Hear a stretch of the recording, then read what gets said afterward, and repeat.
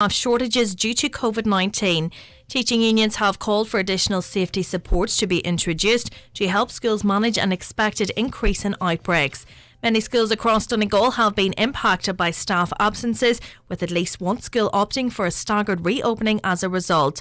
The General Secretary of the TUI, Michael Gillespie, says some teachers are reluctant to return to the classroom. Teachers who are pregnant, who are very, very nervous, even though they may be vaccinated and have the booster, they are very, very nervous, as all people are. We have teachers who are in the high-risk category, who may last year have even been in the very high-risk category, who have a certain level of protection from vaccinations, and they're nervous going back into the classroom. Meanwhile, updated digital COVID certificates will start being issued from tonight. From February the 1st, the certs will only be valid for travel within the EU for 9 months since a person's last vaccine dose. Irish issued certificates currently do not reflect an individual's booster status, meaning many certs would be out of date when the new rule comes into effect.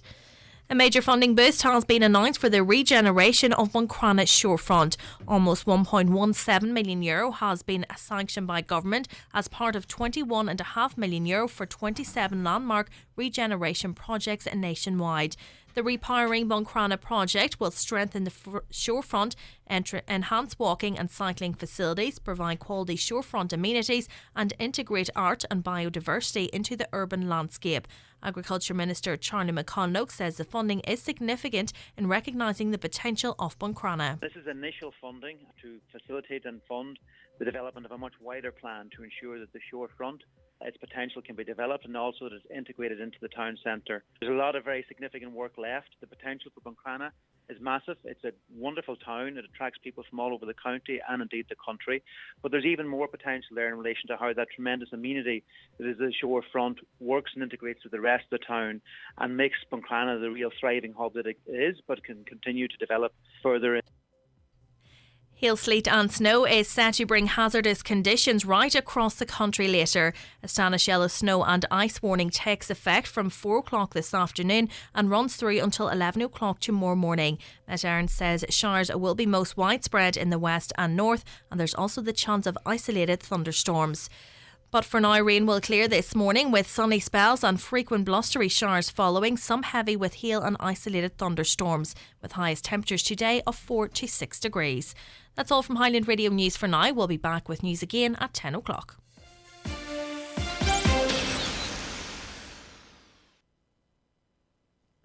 If your child is aged 5 to 11, you can now register for their free COVID-19 vaccine. COVID-19 usually causes mild to moderate illness in this age group, but it can cause more severe illness. All vaccines used in Ireland are tested before they're approved by the European Medicines Agency. To find out more or to register, go to hsc.ie or call HSE Live on 1800 700 700 from the HSE. And now, it's time for the talk of the Northwest, the 9 to Noon Show with Greg Hughes on Highland Radio. Hello, a very good morning to you. You're very welcome along to the 9 till Noon Show. 3 minutes past 9 on this Thursday, the 6th of January. You're very welcome along, as I mentioned. And we've a busy show lined up for you, as always, which I think you've come to expect. And we want you involved, as always. The WhatsApp, the text number, 086 60 25,000. Everyone's view is important, by the way. Even if you... not the majority of people don't text into radio stations, but why not be one of the ones that do? If you want to give us a call, it's 07491 25,000, 07491 25,000. And your emails come into us via comments at highlandradio.com. If you're joining us on our socials, YouTube, Highland Radio Ireland, you can watch and comment there, as you can on Facebook, Highland Radio News and Sport, or Highland Radio. It's Thursday morning, so lots of papers out today. Let's see what the front pages and some of the inside pages, let's see what news they bring us. Starting with the Tyrconnell Tribune. Repair work on Creeslough St Michael's Church, which was severely damaged in some force winds in the early hours of Monday morning, is expected to cost over €250,000. A large section of the building roof structure collapsed as southwesterly winds battered the area. An area of around 60 feet of an external wall covering just below the roof line gave way, and it came crashing down into the flat roof area that covers the church entrance, office and vestry. And we heard from Father John Joe early in the week of the great effort there was. on behalf of people that heard the call to come in and limit as much as was possible the damage caused by that damage, and they did a job in that, but still it's going to cost quite a bit of money to repair.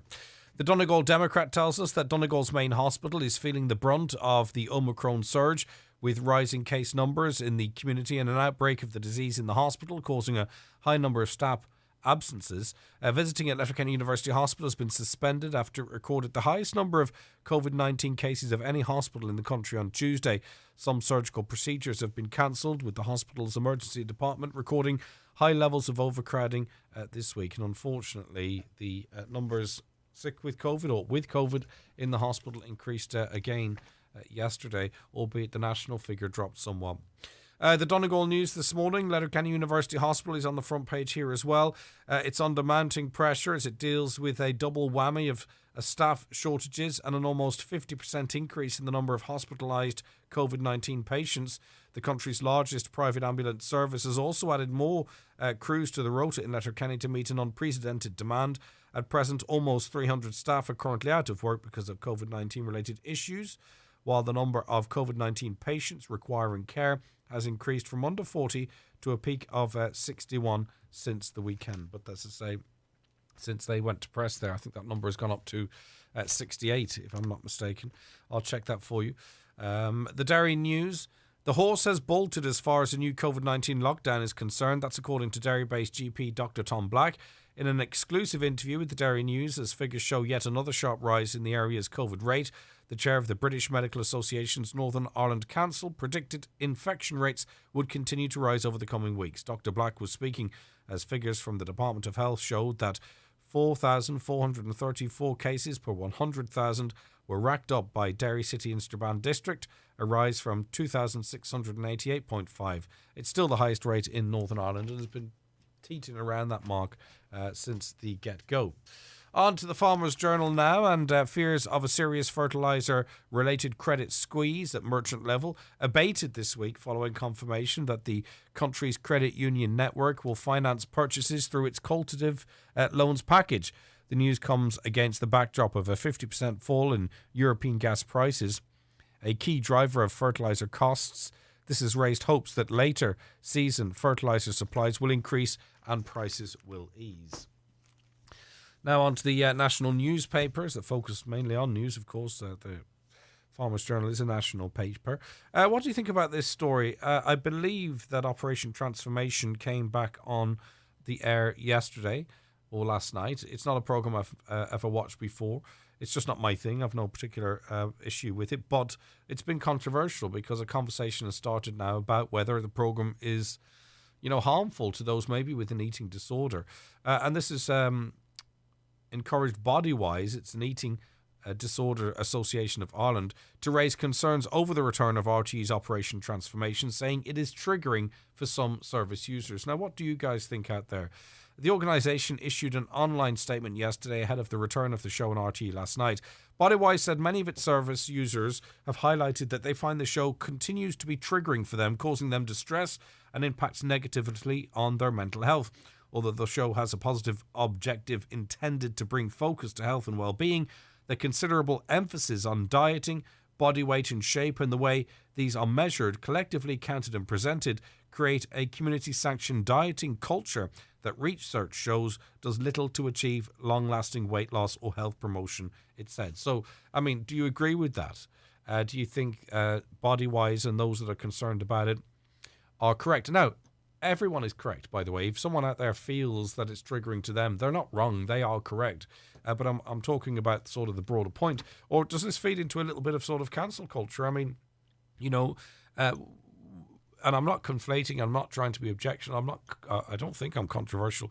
But anyway, people watching, Coronation Street or Emmerdale who have alcohol addiction or gambling addiction or any addiction really that might be touched on some of those soap operas might find the discussion of the subject or even virtually every scene being a pub triggering.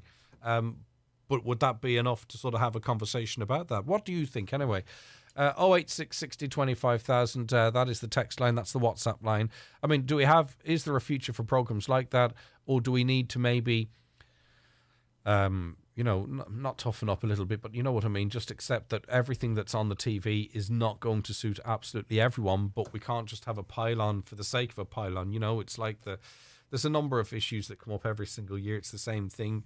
That's going to be an annual situation as well, I can tell you right now. I haven't figured it out. It's not a program I really watch, and I wouldn't be offended by it, but that doesn't mean I can't understand how others might be, and we want to hear from everyone. The Irish Times, government tax receipts surged to a record 68.4 billion last year as consumer spending and employment rebounded from a pandemic-related slump in 2020 and increased at a sharper than expected rate. Year-end exchequer returns published by the Department of Finance show tax receipts rose by 11 billion, almost 20% last year, despite the negative impact of COVID-19 restrictions early in the year. Now, of course, a large portion of that is from corporate tax, and that might change in years to come, though people have been saying we'd lose out in that regard in previous years. That hasn't happened yet.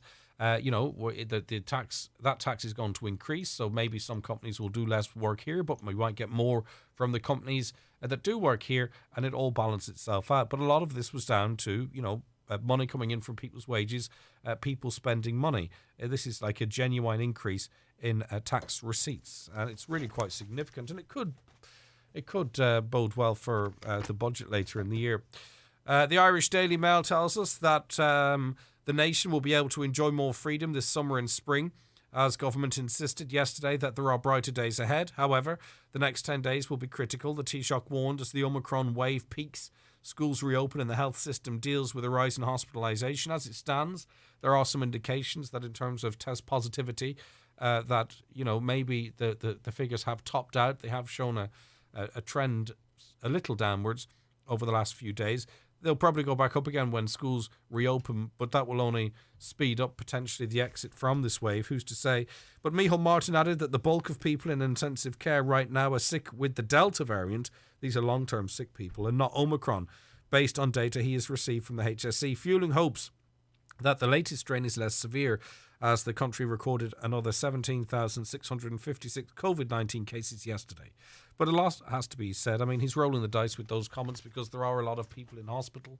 It is not fully clear yet, but we hope it is the case. And that's what I go to bed hoping, that they won't transfer into ICU cases. But a lot of those currently in ICU are there for a long time because of the impacts of Delta. We shall wait and see. Headline writers having great fun with the Novak Djokovic story, of course. Novak Djokovic was trending on Twitter last night. Well, the world's number one tennis player was last night set to be flown out of Australia after his visa was cancelled, after locals reacted with fury to his claim he'd been granted a medical exemption from vaccine rules. Now, those two things are facts, but one isn't connected to the other. A lot of people in Australia are unhappy that he was given an exemption, but that's not why he wasn't admitted to the country. So there's a bit of conflation there. But Australian Border Force confirmed Novak Djokovic had been denied entry into the country after the player was forced to wait for several hours at Melbourne Airport over visa issues. Djokovic failed to provide an appropriate evidence to meet the entry requirements in Australia, and his visa has been subsequently cancelled. Now, my understanding was, in my reading this morning, is that he submitted the wrong visa, and that's why he was refused entry, and he's currently holed up in a quarantine hotel with an appeal to that decision taking place on Monday.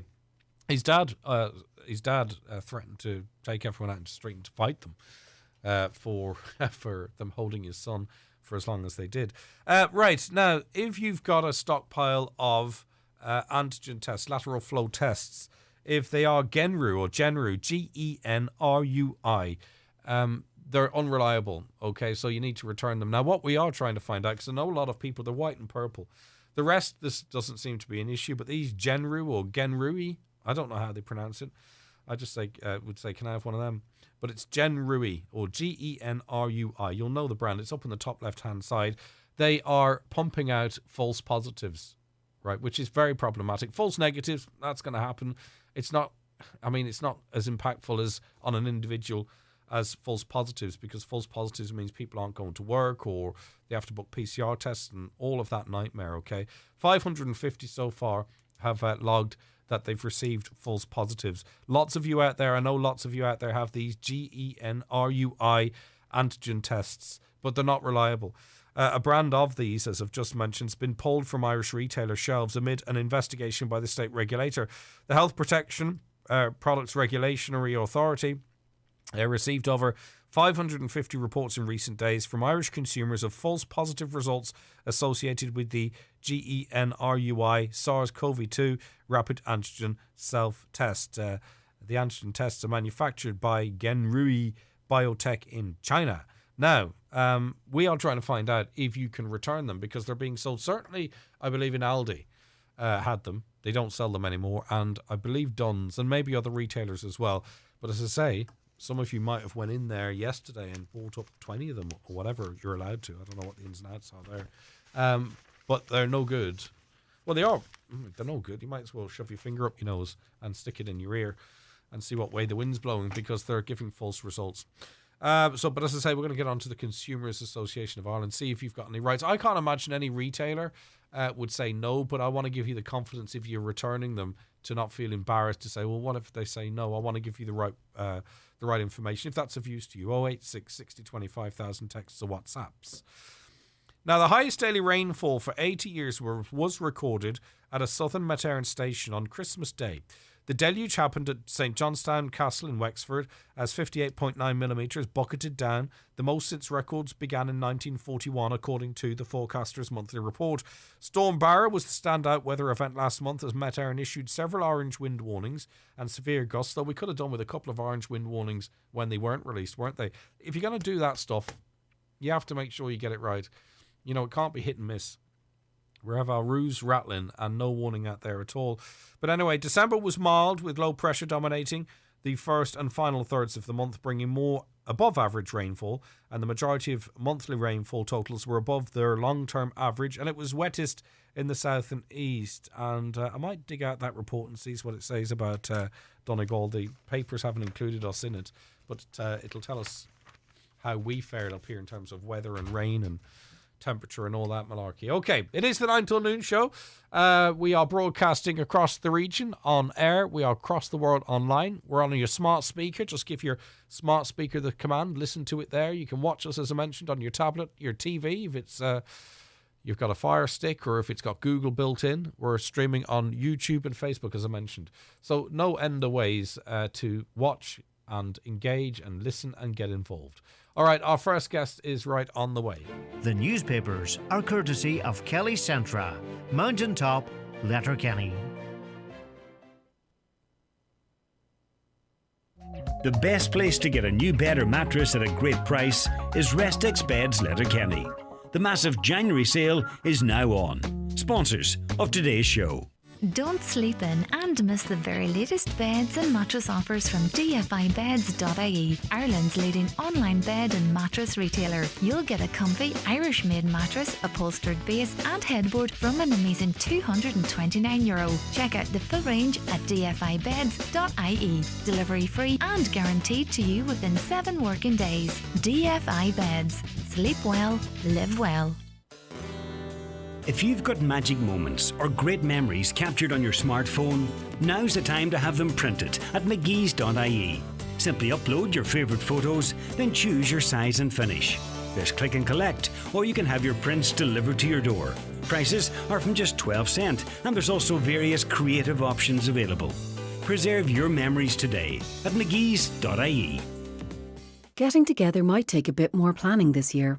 Before you do, remember to first think RSVP. Risk, symptoms, venue, people. Risk. What's the risk? Am I vaccinated or have I got my booster? Symptoms. Am I currently showing symptoms of COVID-19? Venue. Are they following the guidelines?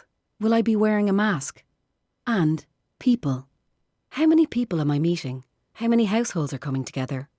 Let's all RSVP ahead so we can stay safe this year. Find out more at gov.ie/risk-aware, supported by the Government of Ireland. Do you suffer from high cholesterol, menopause symptoms, digestive issues, anxiety, aches and pains, or a lack of energy? The highly trained team at the Natural Way Letterkenny can provide advice on natural remedies for a number of individual health issues. The Natural Way also has its own brand of herbal treatments to help fight fatigue, relieve digestive discomfort, maintain a healthy immune system and alleviate common menopause symptoms. The Natural Way at Letterkenny Shopping Centre, your one-stop health shop. Highland Radio Time Checks, brought to you by Letterkenny Shopping Centre, the centre of shopping in Donegal. Free parking and shopping all under one roof. Letterkenny Shopping Centre, bringing you the time at... Okay, the time's 20 minutes past 9, so we're going to start with some good news, and it's good news for Buncrana. A significant announcement, €1.17 million. It's part of a €21.5 million package announced by Minister Heather Humphreys for 27 landmark regeneration projects nationwide. The one for Donegal is called Repowering Buncrana.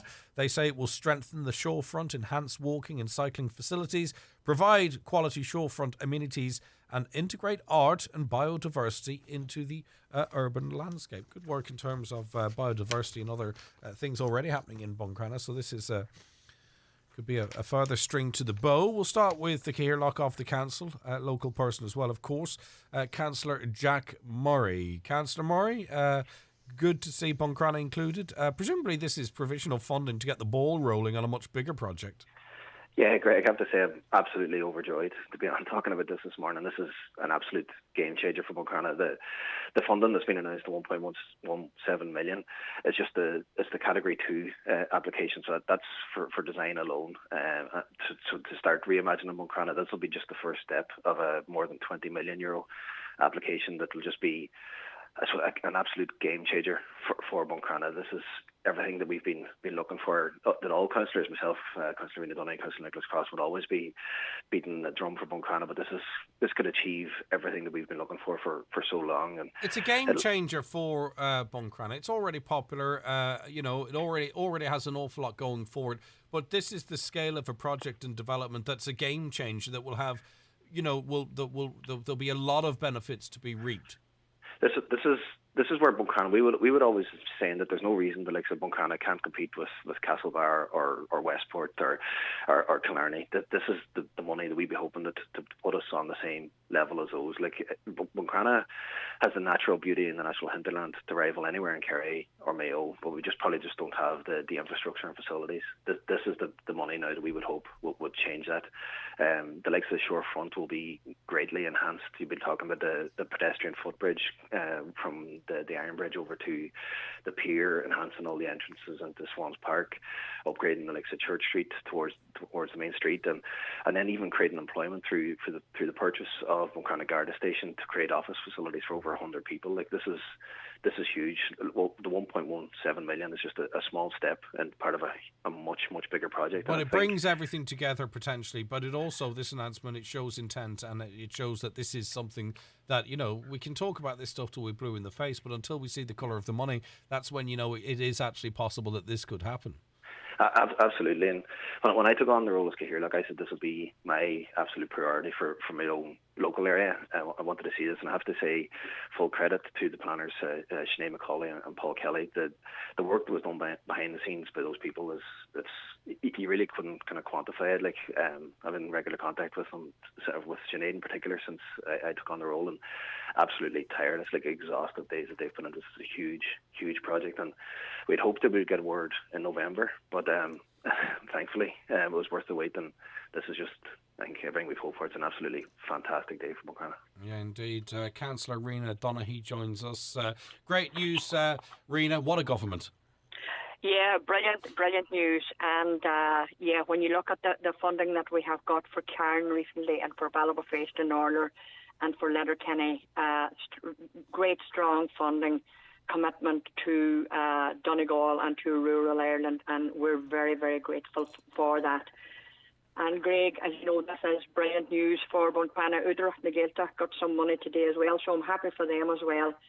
So for a few years now, as you will know from being at our meetings, I have campaigned to have an inclusive master plan for Buncrana Pier, the shorefront area, and right out to Ned's Point for some time.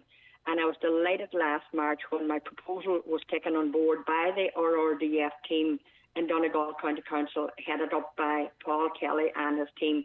And I had the full support of my local councillor, the Mayor, Jack Murray, and Nicholas Crossan on this as well, on this proposal.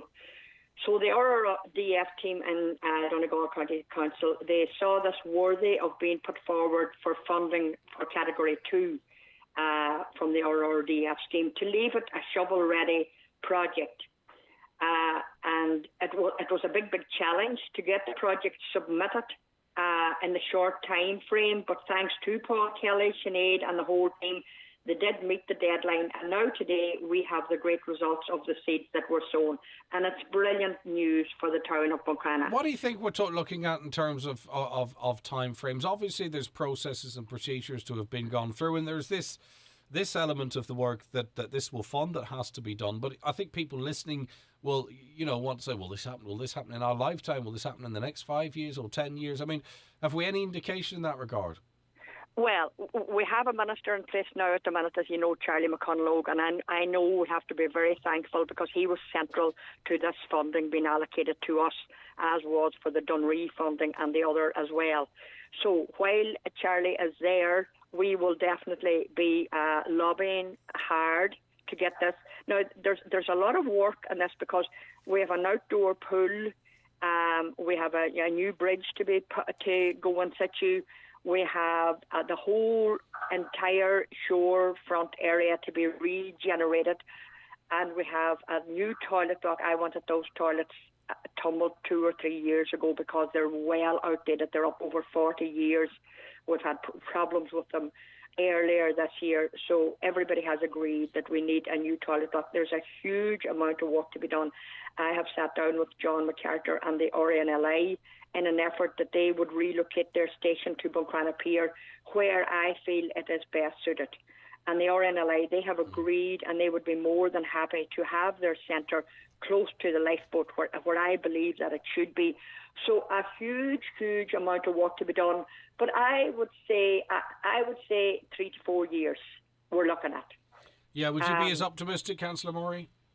I do think so. I think I suppose out working on this Category 2 application to get the design and the shovel-ready project, I think that'll take about a year or so. So this time next year we can be planning for the Category 1 funding to get the real substantial monies in place. But in the meantime, I do hope that there'll be as much consultation with the community as possible. I know that the likes of the Buncrana Tidy Towns and the Chamber of Commerce were central to this application and their input, and community tie-in was a huge strength as part of the application. But I do think it should go further. You talked about how the potential for growth, and I think it certainly is there.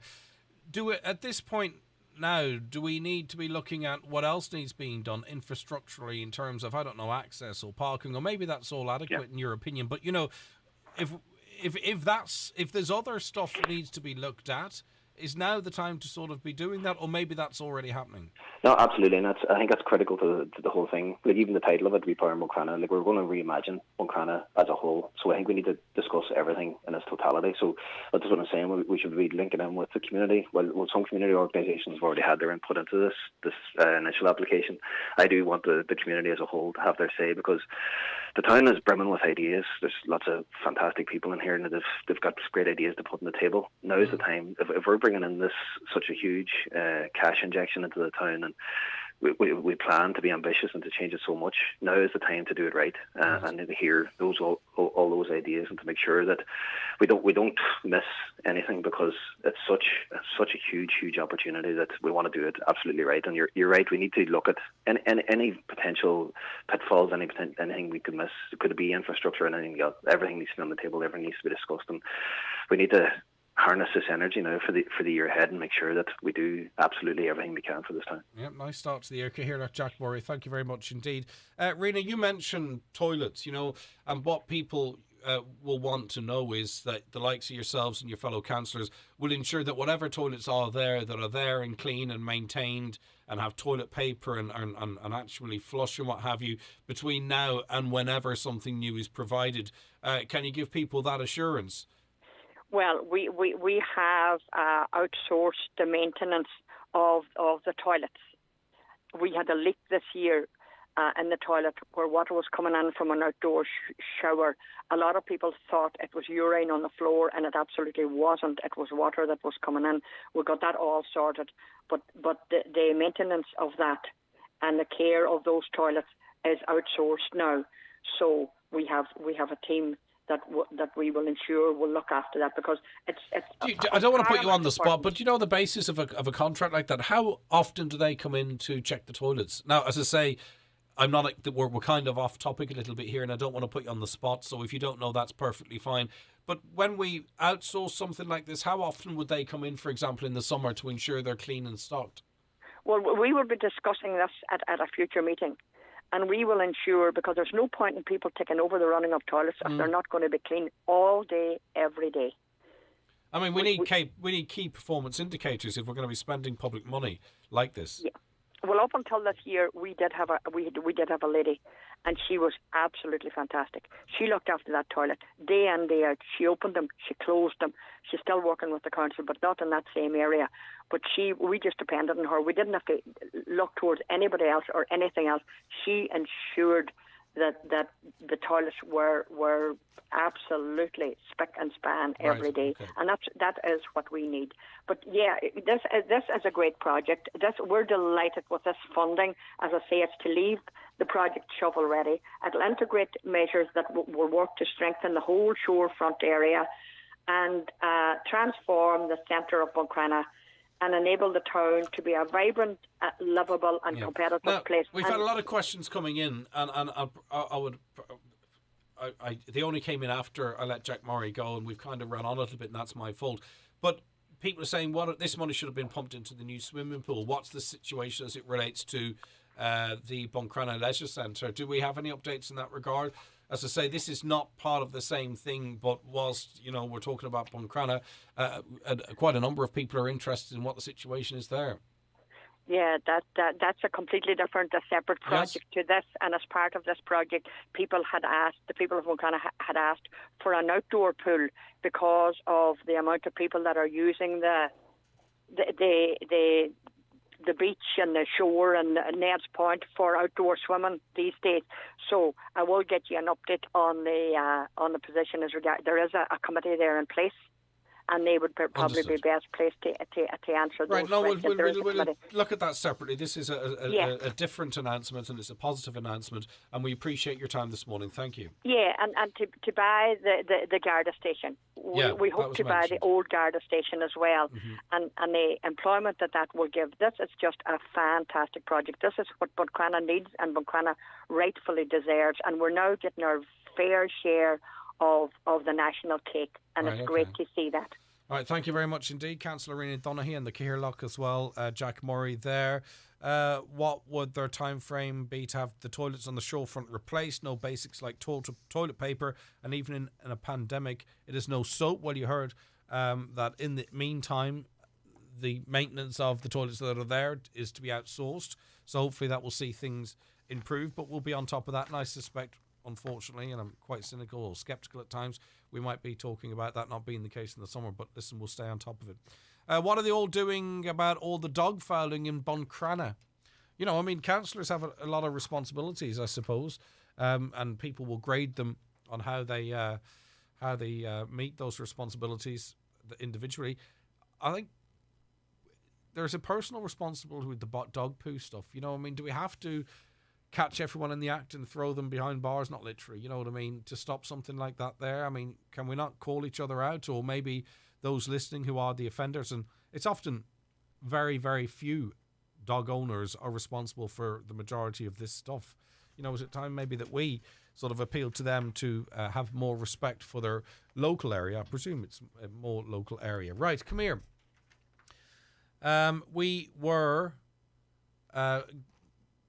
telling you earlier on that a brand of antigen test, lateral flow test, has been recalled. Or it's not been recalled as such, sorry. I think and we have to be careful with the language here. I think shops are being asked not to stock it. It was available in a number of retailers, at least two big retailers. But there are concerns over it because 550 people, at least now at this point, have reported false positives, and that can have really quite serious implications. By the way, that has no implication on the case numbers, by the way. these are antigen tests. They're not currently fed into the overall case numbers. But what are your rights? Because some of you could have 20, 30, 40 of these. Who's to say? Maybe a business has a whole stock of them. What are your rights in terms of returning them? At this stage, they're suspected to be faulty, but I don't know. Dermot Jewell's Policy and Council Advisor with the Consumers Association of Ireland and has been good enough to join us. I never thought, Dermot, that we'd invite you on the programme where I put it to you, what are our rights as it relates to returning potentially questionable lateral flow tests? But here we are. It's, again, an unprecedented conversation. Indeed it is, and I understand, Greg. You're right in what you say in being careful about the terminology, and that's one of the difficulties in advising consumers, because this is a product that has been recommended for withdrawal from sale by the Health Products Regulatory Authority. Because, as you say, of the 550 at minimum false positives. But I think the background to it that needs to be pointed out, which is fair enough, is that it is a precautionary approach. It makes perfect sense in a situation where there are so many people seriously concerned about their health, and they're recommended to use these tests by means of protecting themselves and others. So when a body like this suggests that they be, if you like, taken off the shelves and put away from sales for the moment, it should naturally follow, we think, as a goodwill gesture and as a practical measure, that the stores that sell them would do that, but would also say to the good customers and loyal customers that they sold them to, that look, obviously this has nothing to do with you or us, but as a goodwill gesture, we're going to suggest that bring them back. We'll give you either a credit or, if we can, a refund. But one way or another, it allows the consumer to go elsewhere and try and find alternatives. So in terms of rights, you don't have a right to go back and say, look, I've got €30 worth of these stuff, and to me, and this is not a commentary on the product, but the consumer could say, to me, they're useless, so I want them back. I want a refund. Now, I think most retailers will do the right thing for the PR, if nothing else, and then they can sort it out with the company themselves. But you don't have a right to have them exchanged or refunded or a credit note. No, you don't. You have no right, because they have not been proven to be defective, if you like it. Yes, somebody has raised, and a number of people have raised an issue, but you have no right to bring them back, because it is only an estimation of a potential problem.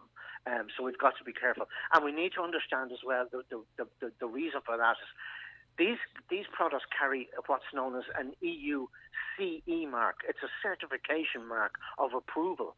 So the whole question in relation to this now being recommended by a regulatory authority to stop selling them raises concerns, and it's going to cause a problem of trust and concern amongst consumers. But all we can do is try to say to everybody at the moment, look, don't panic. There are other tests out there. There are no complaints. Yeah, but Dermot, my concern is that people, and I know because I speak to them, they're mandated to take these, right, by the government. And this, I'm kind of going into different territory here, but if you come with me, you'll understand.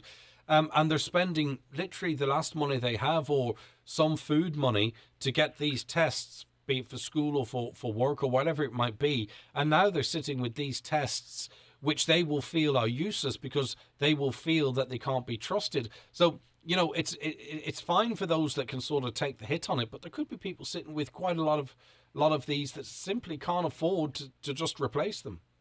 I couldn't agree more, and this is the dilemma and the problem that we find ourselves in, whereas nobody else has come out with authority and given any comment or statement of any kind, and that's not right.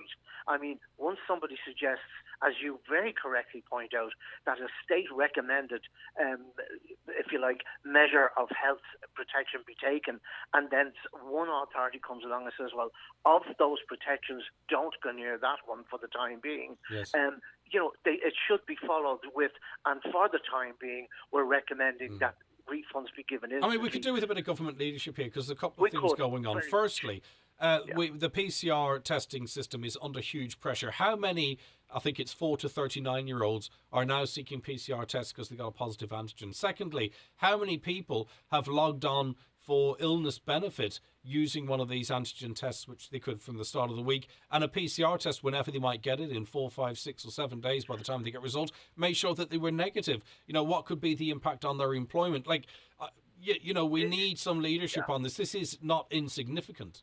No, it's not at all. You're entirely right.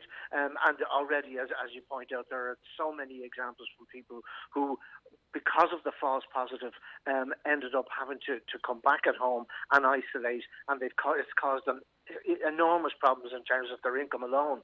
And this is the point that I'm delighted you made it, because the tests are not necessarily cheap because they're being purchased in bulk. And being used in bulk.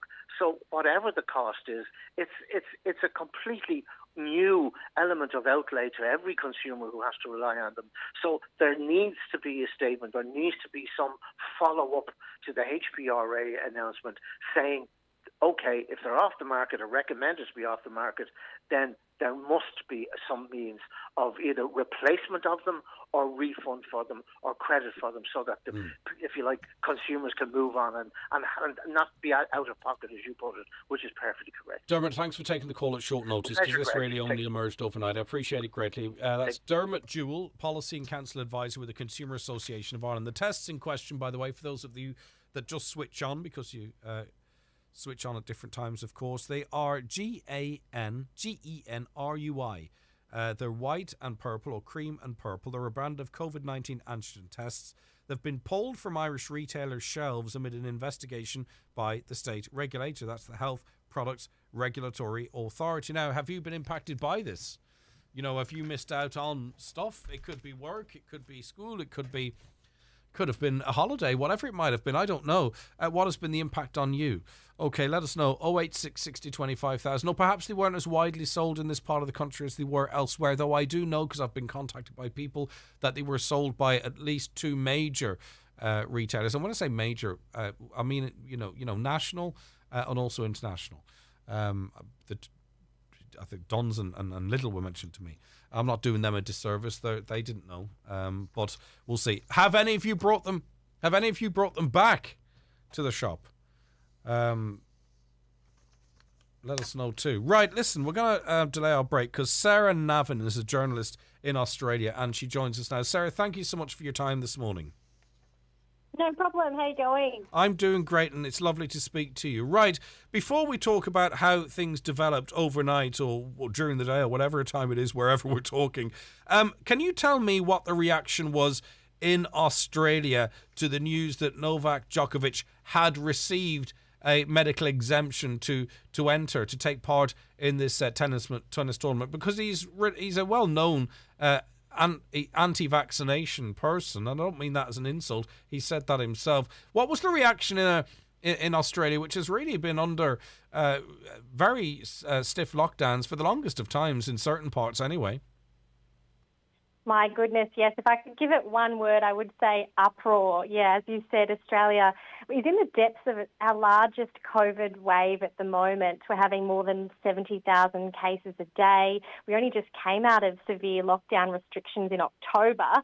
And Melbourne, especially where the Australian Open is being held, has the title of the world's most locked-down city. It was under heavy restrictions for 260 days. So this news, I think, is a bit of a rubbing salt in the wound for a lot of people in Australia, because, people weren't able to see critically ill relatives or go to funerals.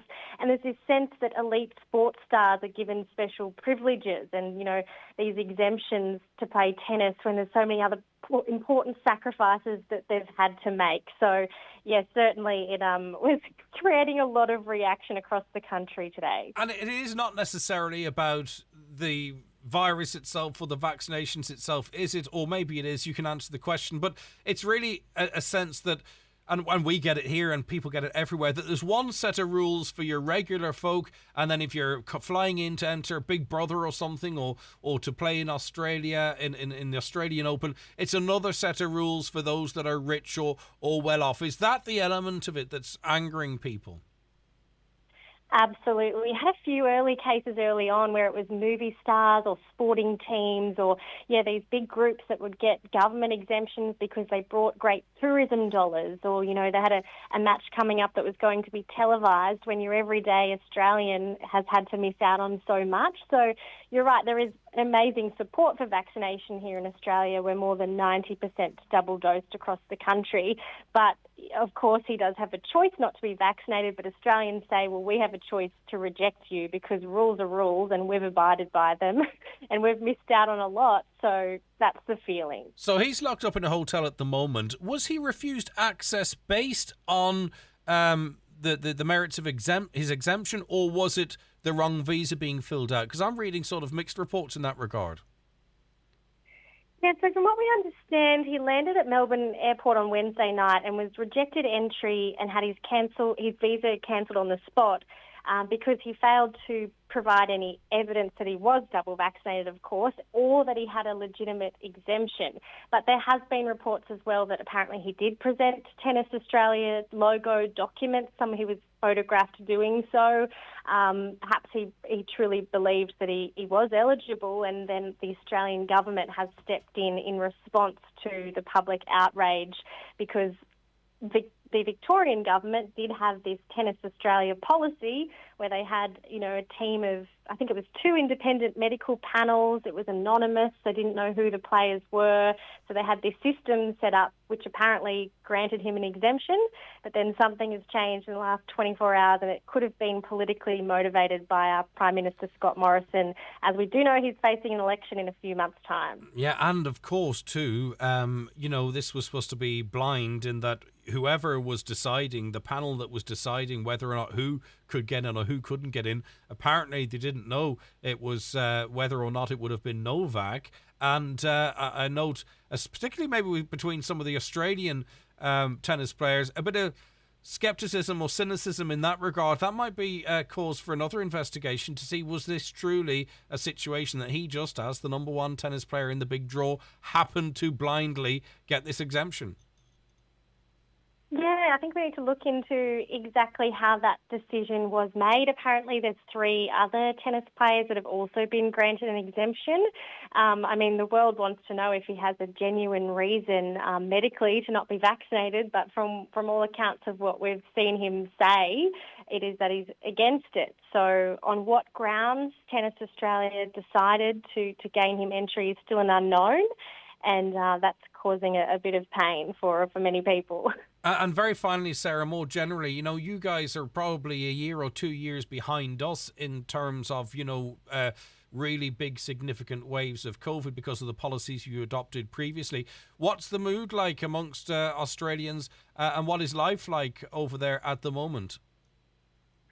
It's been a really difficult start to the year for us here. It was hard to make any New Year's resolutions because we really ended the year opening up. Our state premiers were telling us that this was the path forward and yes, we'd have cases, but it wasn't going to, prevent us from doing things. And that's true in a way. Our restaurants and cafes are open, but now that we're dealing with this wave, people are scared to go out, scared to mingle.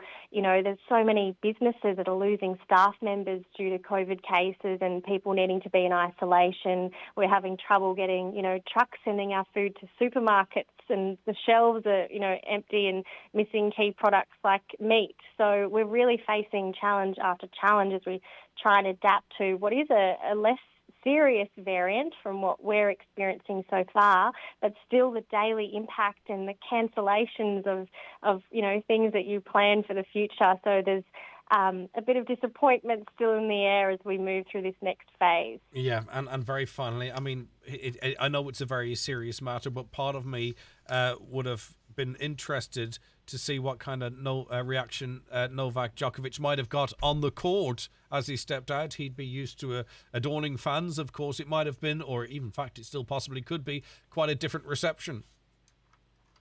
Yeah, look, I'm a big tennis fan myself and have been to the Australian Open and cheered him on, but I think he would have got a pretty big boo walking out onto the crowd, or whether many people would have even watched his match. That might be a bit harsh to say, but, we appreciate good sportsmen, but we appreciate people who are also good sportsmen's qualities. It's a real Australian trait of ours. So I'm not sure, even from the biggest tennis fans, whether he would have got a positive reception. All right, Sarah Navin, journalist in Australia. Thank you so much for your time today. I really appreciate it greatly. My pleasure. Thank you. It's been lovely speaking to you. Okay, that's the latest from Australia. Okay, the ATP should pull all players out of the country to protect their players from an authoritarian dictatorship. Let them lose their revenue for a year and see what they reckon next January. I don't think they'd have a problem with that. I think really the majority of ATP players probably might be in favour of this. There's always this presumption that an entire group of people would be happy to be pulled out of the Australian Open. There's going to be mixed views like there is in any area of society. Novak Djokovic is pretty stringent in his views, or strong in his views. But, there are other tennis players, and I heard them being interviewed, that are upset with him and they believe he should be vaccinated. They're pro-vaccine. So I don't think really the ATP would making a stance. I don't think they're going to get involved in that because they might not have the support of the majority of their members, you see. Right, okay, we have to take a break. I'm a wee bit behind. Stay with us, back in 3 minutes. Is 2022 the year you need to change your mattress? Restex Beds Letterkenny, the massive January sale is now on. Sponsors of today's show. New this week in Home Store and More. All Fireside accessories are half price. But better hurry, because when all our half-price Fireside accessories are gone, they're gone. Also, all 100% cotton printed duvet sets and all our duck feather and down duvets are still half price. But when all our half-price all 100% cotton printed duvet sets and all our half-price duck feather and down duvets are gone, they're definitely gone. Drop by your local Home Store and More. Home Store and More. A happy home. At Cherrymore Kitchens and Bedrooms, Donegal Town, their sale is now on. New 2022 collections now in stock, with great offers across all ranges. See in store for details. Book a design consultation today on 074 9725 822 or see cherrymore.ie. Cherrymore, excellence in manufacturing since 1996. Do you need a little extra help staying in your home? At Bluebird Care, we offer a wide variety of QMark-approved personalised home care services across Donegal. And our fully trained and committed staff will always meet your care needs with kindness, compassion and dignity. To get your personal home care assessment plan, visit bluebirdcare.ie or call our care team today on 07491 29562 and bring care home.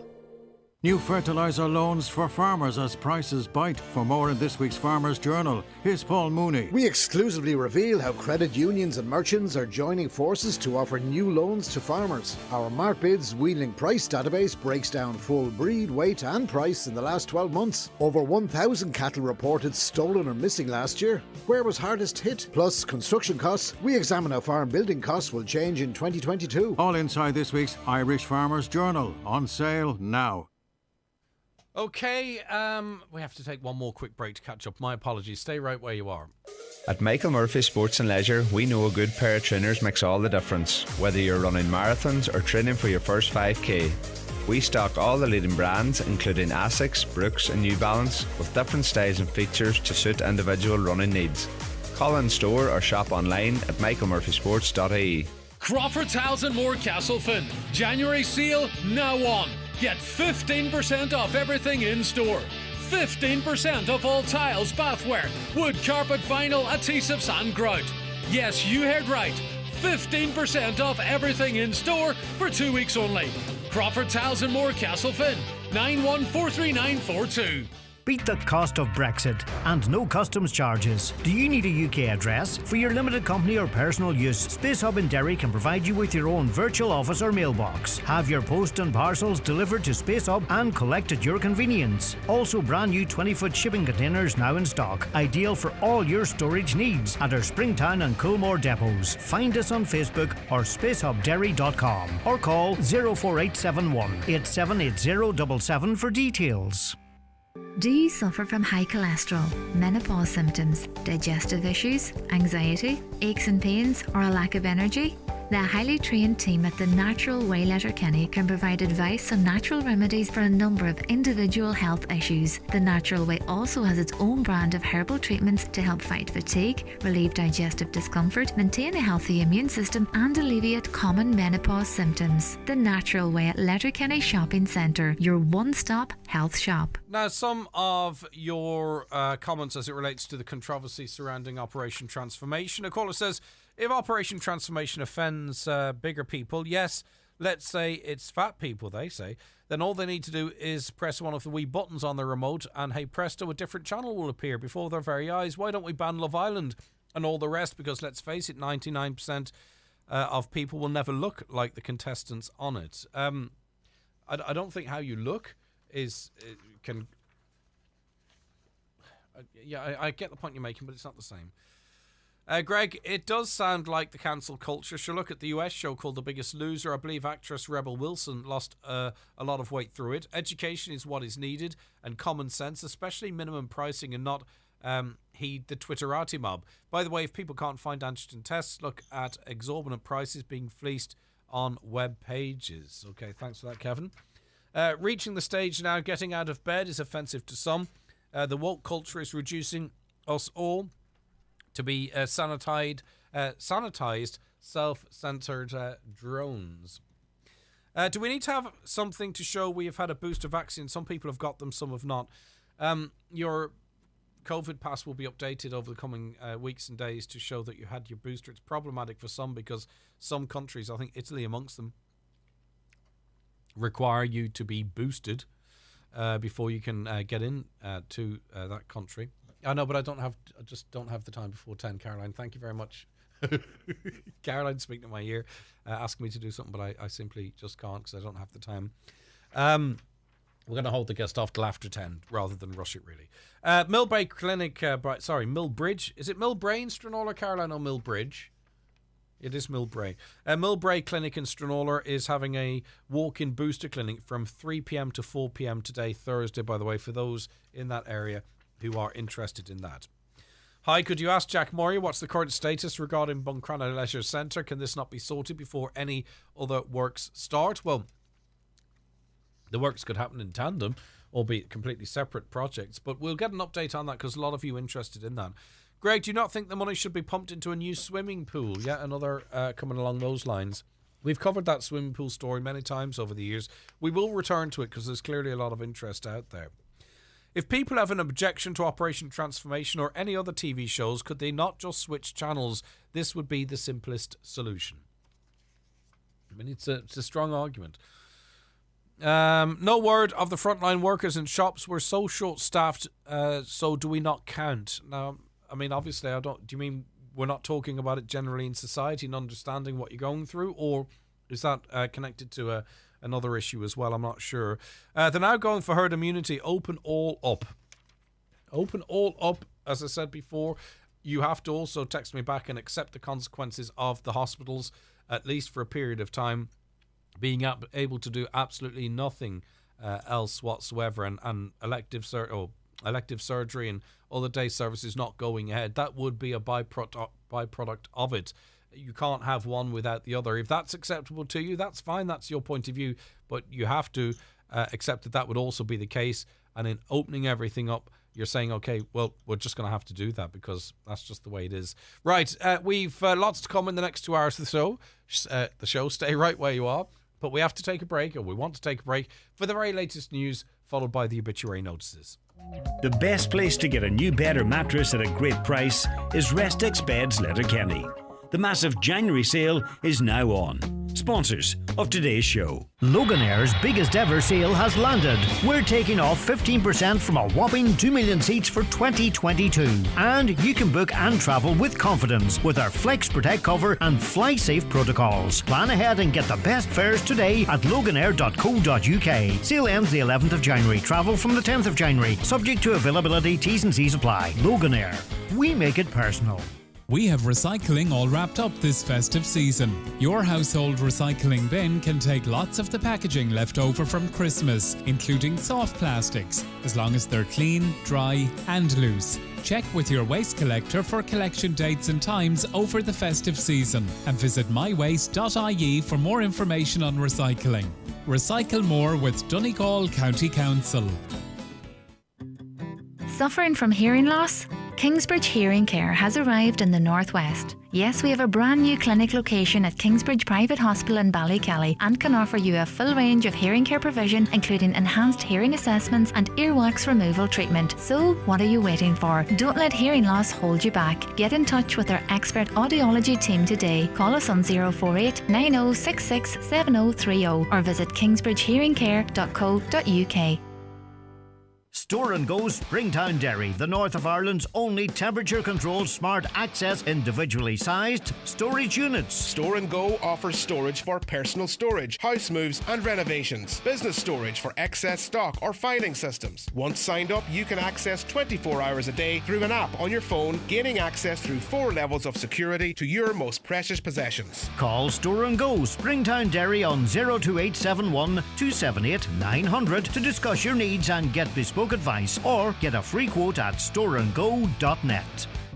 The Restex Beds and Furniture Winter Sale is now in full swing at our Letterkenny store, supplying only the finest quality, luxurious Irish-made beds and mattresses, with genuine savings throughout our range.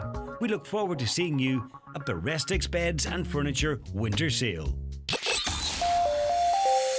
Live, on air, online and on the Highland Radio app. This is Highland Radio News. Good morning, it's 10 o'clock. Donald Kavanagh at the news desk. A major funding boost has been confirmed for the regeneration of Buncrana Shorefront. Almost €1.17 million has been sanctioned by government as part of a €21.5 million package for 27 regeneration projects nationwide. The Repowering Buncrana project will strengthen the shorefront, enhance walking and cycling facilities, provide quality shorefront amenities and, the backers say, integrate art and biodiversity into the urban landscape. Minister Charlie McConalogue says it's a significant contribution. This is initial funding to facilitate and fund the development of a much wider plan to ensure that the shorefront, its potential can be developed and also that it's integrated into the town centre. There's a lot of very significant work left. The potential for Buncrana is massive. It's a wonderful town. It attracts people from all over the county and indeed the country. But there's even more potential there in relation to how that tremendous amenity that is the shorefront works and integrates with the rest of the town and makes Buncrana the real thriving hub that it is, but can continue to develop further. Meanwhile, €196,000 has been confirmed for a Northwest Bioeconomy Hub in Killalt. The funding will assist in developing plans for the hub that will provide state-of-the-art facilities and create sustainable employment opportunities in the bioeconomy sector. Updated digital COVID certificates will be issued from tonight, from February 1st. The certs will only be valid for travel within the EU for 9 months since a person's last vaccine dose. Irish issued certificates currently don't reflect an individual's booster status. That means many certs will be out of date when the new rule comes into effect. Minister of State for e-Government Oisín Smith says the certs will arrive automatically and that process will start this evening. We are expecting to start sending those out tonight. The vast bulk of them will go out by email. So if you've had a booster shot, and that's nearly, actually more than 2 million people have had booster shots in Ireland, you will be receiving your updated digital COVID cert very soon. Changes to the rules on close contacts could be on the way, with NPHET set to reconsider reducing the isolation period when it meets this morning. Coalition leaders have voiced their desire for the rules to be changed for people who are vaccinated. It comes as services across the country struggle with staff shortages brought on by the more transmissible Omicron variant. A number of schools reporting teacher absences this morning. That's happening right across the country, with difficulty in securing substitutes. A mobile COVID-19 testing centre has opened in Strabane this morning. It follows many calls for a centre to be re-established in the town because of the high level of the virus in the community. Many from the town have been forced to travel to Derry, Enniskillen or as far as Antrim to receive PCR tests in recent weeks. The centre opened at 10 this morning in the Canal Basin. It'll operate tomorrow from 9 a.m. to 3 p.m. The Foreign Affairs Minister will meet his British counterpart in London later. It'll be the first time that Liz Truss and Simon Coveney have met since Ms Truss took over Brexit responsibilities. With more, here's Adrian Harman. Simon Coveney and Liz Truss have already held a long virtual meeting on Anglo-Irish relations, but today's will be the first in person and the first since Ms Truss took over the Brexit brief. That followed the resignation of David Frost last month, who cited concerns over the direction of Boris Johnson's government.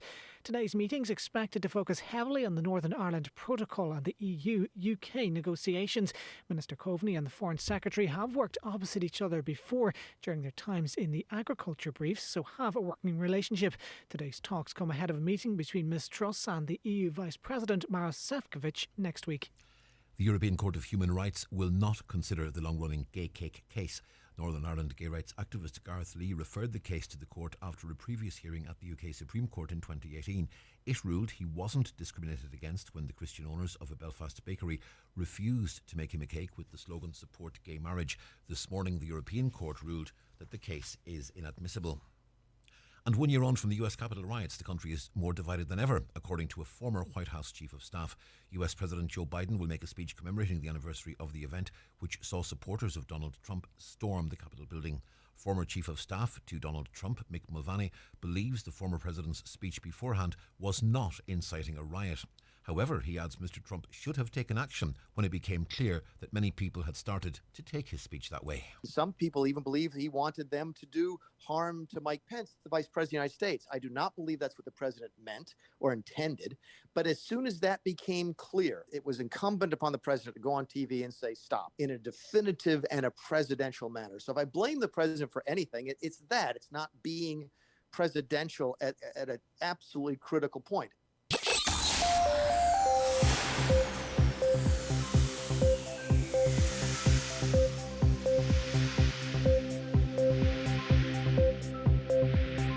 Looking at the weather forecast, persistent rain this morning will clear with sunny spells and frequent blustery showers following, some heavy with hail and isolated thunderstorms.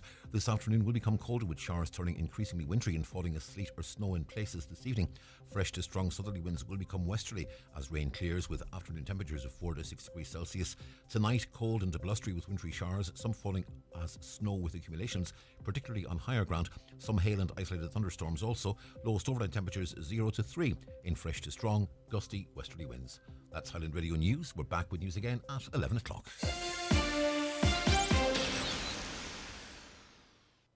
The obituary notice is for this Thursday morning, January the 6th.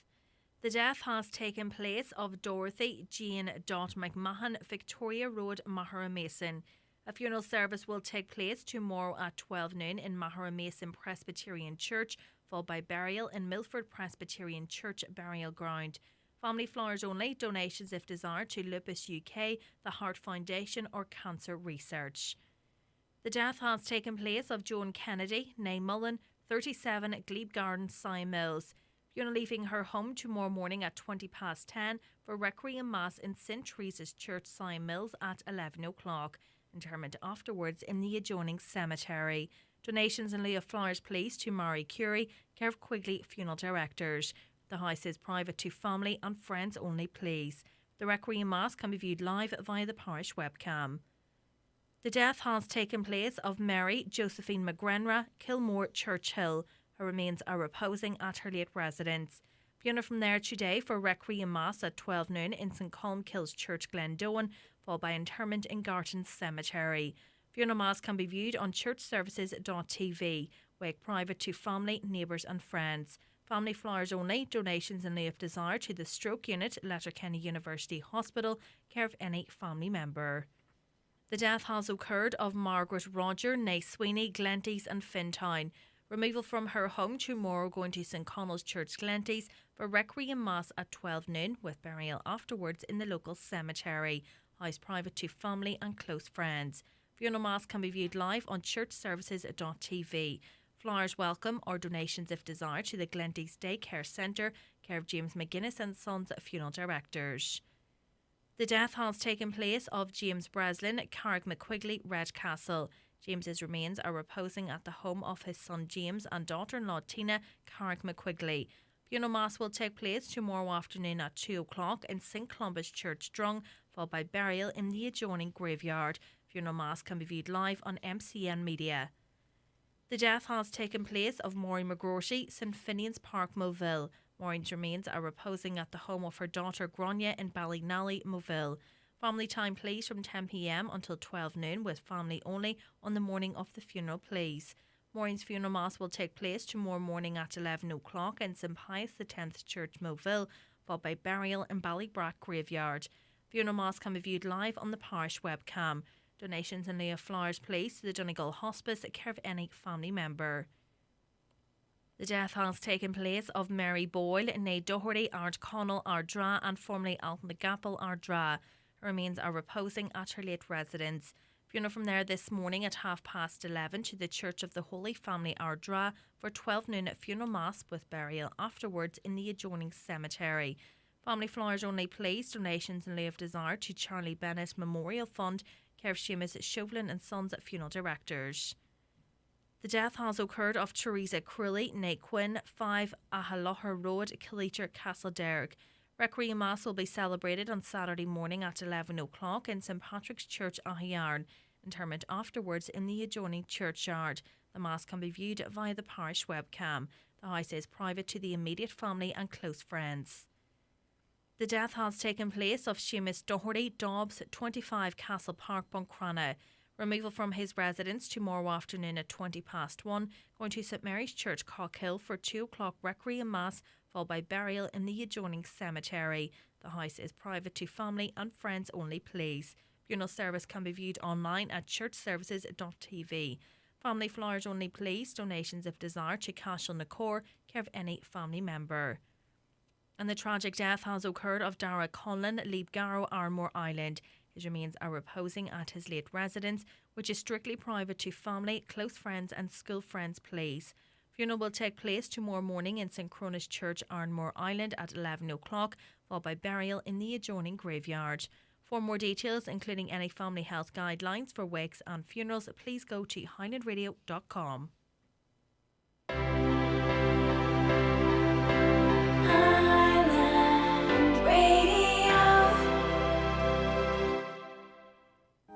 If your child is aged 5 to 11, you can now register for their free COVID-19 vaccine.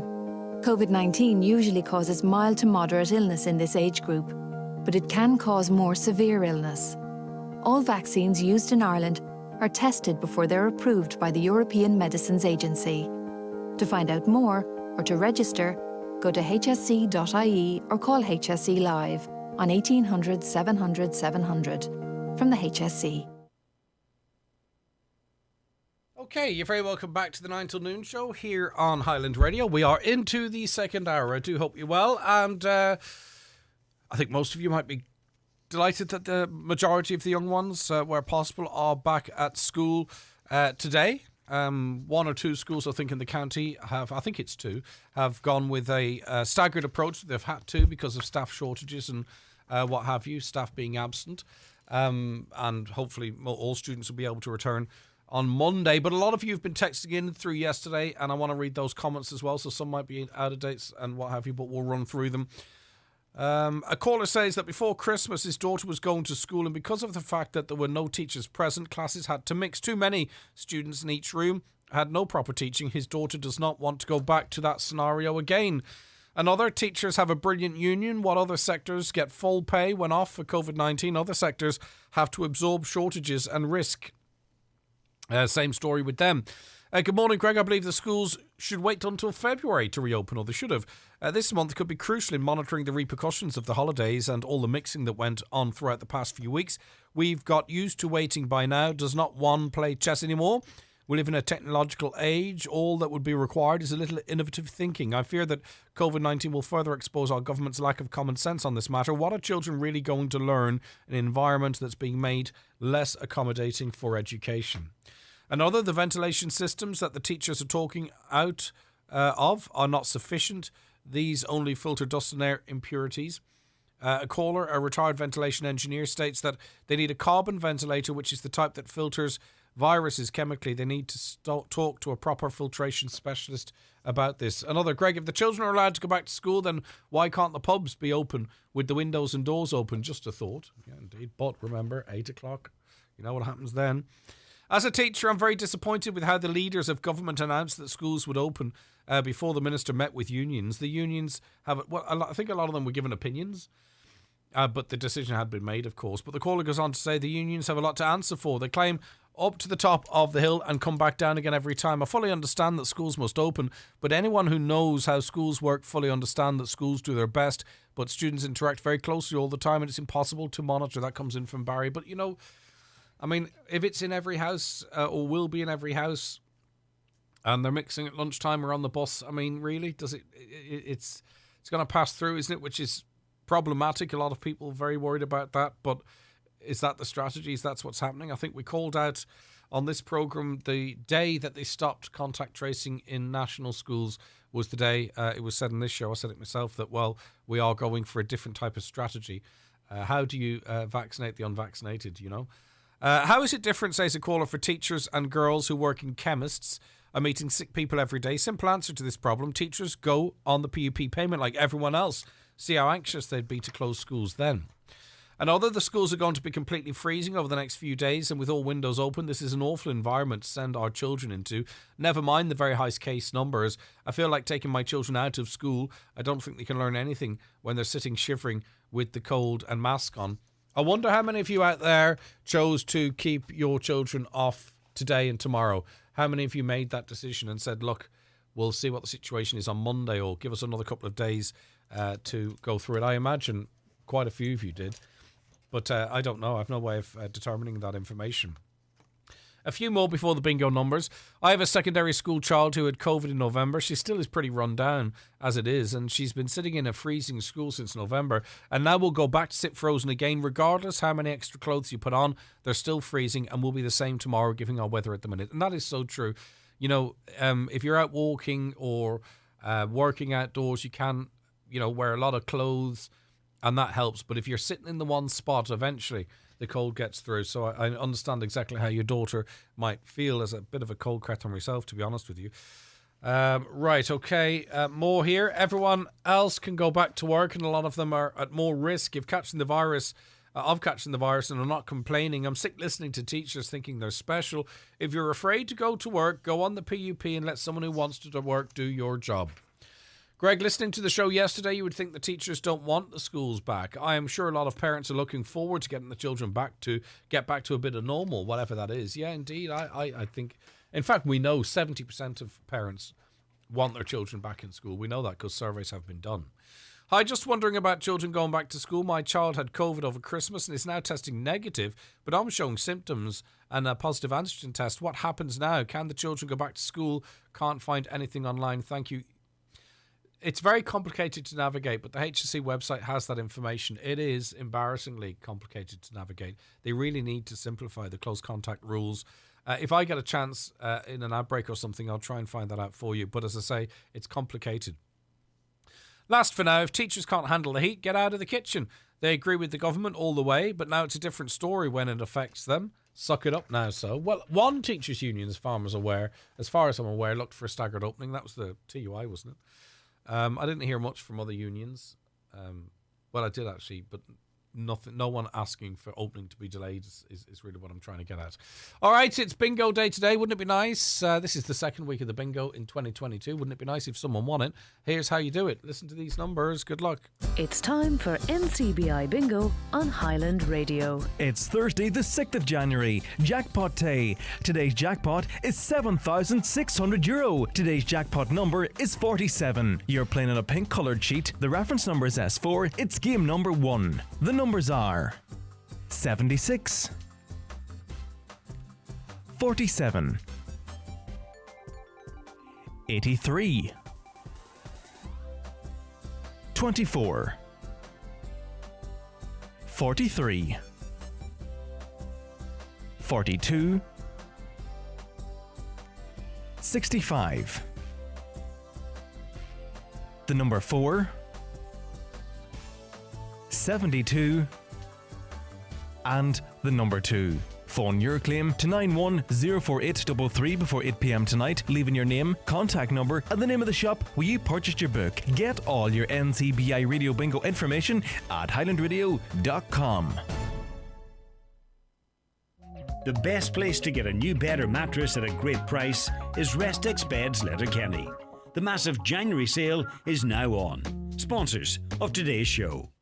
Donegal start the new year with their opening game in the Dr. McKenna Cup this Friday evening in Ballybuffet. Declan Bonner's side will face Down at McCool Park, and you can hear full match commentary with Oisín Kelly and Martin McHugh from the 7:30 throw-in. Online on our website at highlandradio.com. Coverage is in association with Highland Motors Letterkenny, your main Renault and Dacia dealer in Donegal. The iconic Dacia Duster, the family SUV for all your adventures, is available in diesel and petrol from just €189 per month. Order yours today. Lending terms and conditions apply. See Renault.ie. The Dunstores Baby event is on now, and we've got big savings on baby products.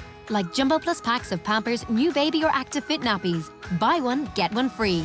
And Water Wipes Bio 12 packs, now only €20. That's an amazing €1.67 per pack. Plus, with our 10 or 50 grocery voucher, you save even more. Which means every trip to Dunnes Stores means better value. Dunnes Stores, always better value. Terms and conditions apply. Voucher can be used on next grocery shop of €50 or more. At Cherrymore Kitchens and Bedrooms, we are now operating out of one new state-of-the-art showroom in Donegal Town. And we invite you to visit our new 5,000 square foot Donegal Town showroom to discover the latest eye-catching designs. Remember, at Cherrymore, you're dealing directly with the manufacturer, which means high-quality kitchens at factory prices. Start planning your dream kitchen or bedroom by calling Cherrymore on 074 9725 822. Cherrymore, 25 years delivering value, quality and service all over Ireland. Highland Radio Time Checks, brought to you by Letterkenny Shopping Centre, the centre of shopping in Donegal. Free parking and shopping all under one roof. Letterkenny Shopping Centre, bringing you the time at... The time's 20 minutes past 10. Now, the Brian Freel Shyman Showman documentary airs tonight on RTE1. It's on at 10:35, so either watch it as it is broadcast. You can record it, of course, depending on what platform you watch, or catch up, if you dare, entertain the RTE player.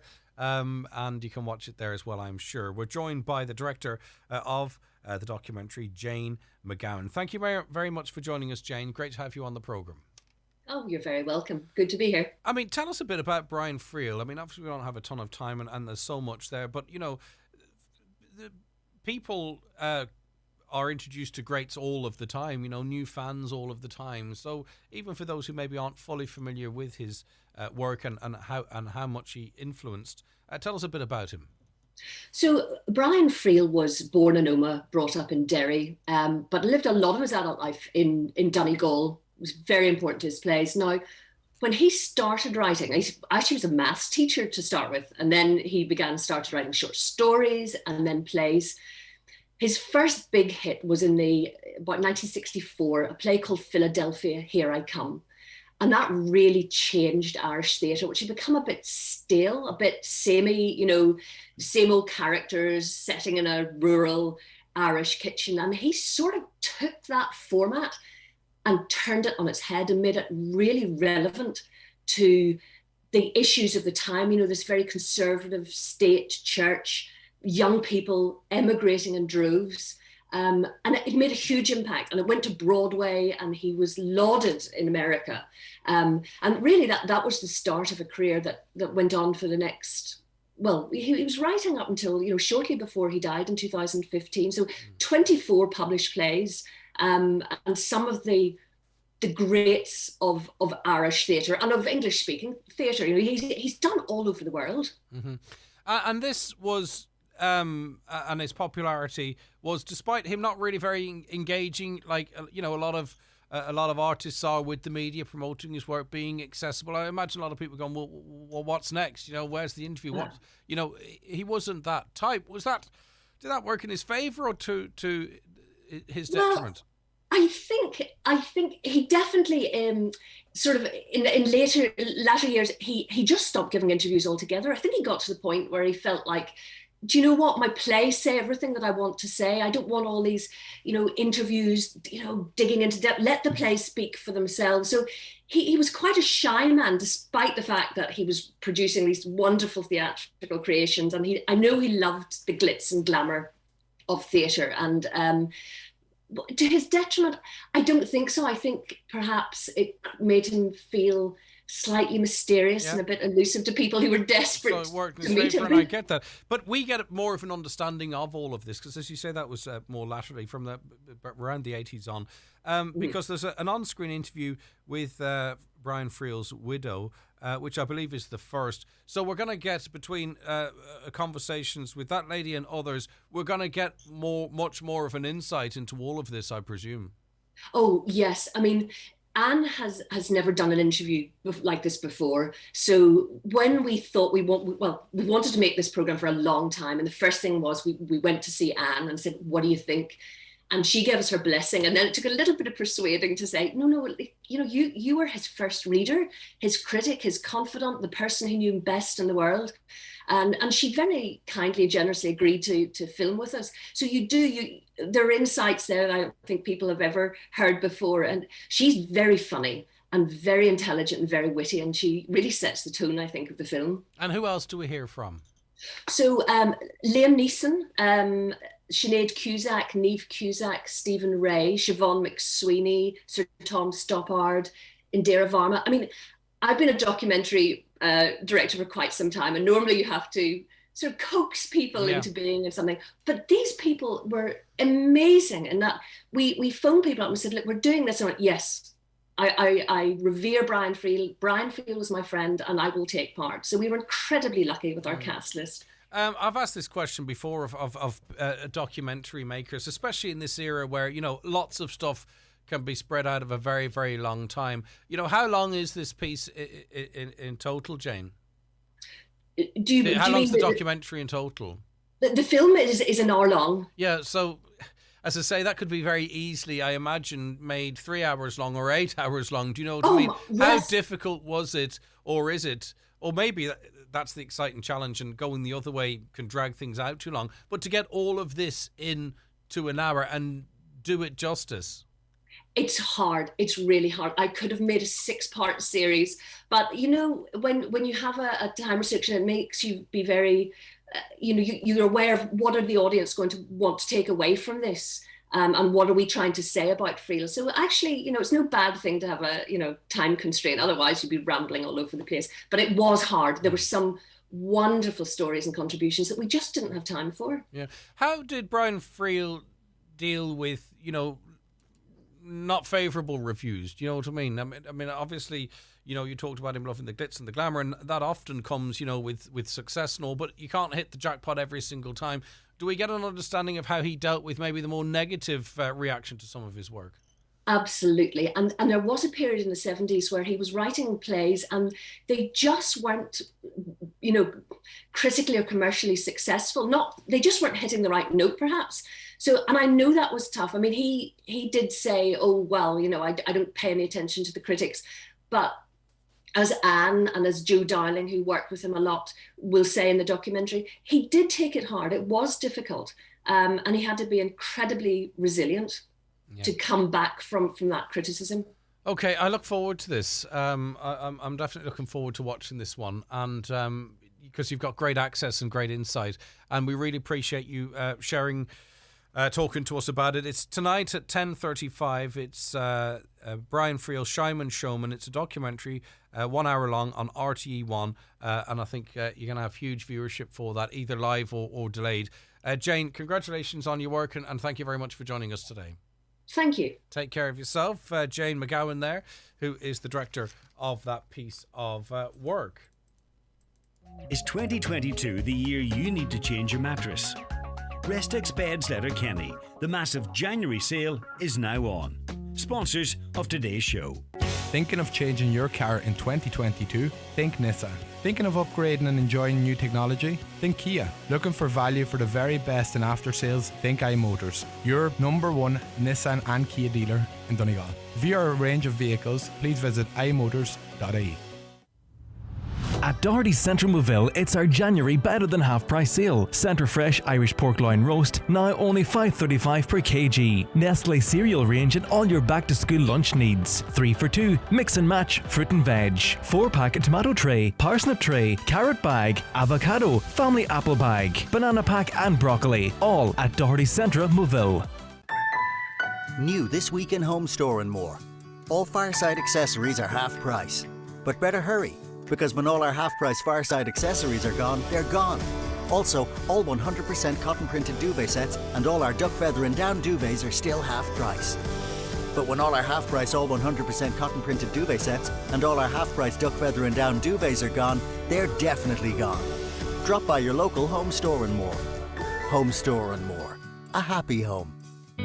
In harsh winter weather, Watson Hire have all you need to stay safe and keep warm. There's great deals on coal, Calor gas, firewood and heating oil with free local delivery. Also electric, fan, halogen and oil-filled heaters. See in-store and the fuel store at watsonhire.ie. Great offers on winter clothing and boots. For any hire items, there's still a weekend hire deal of 3 days for the price of one. All at Watson Hire, Kiltoy, Letterkenny, with free parking at the door.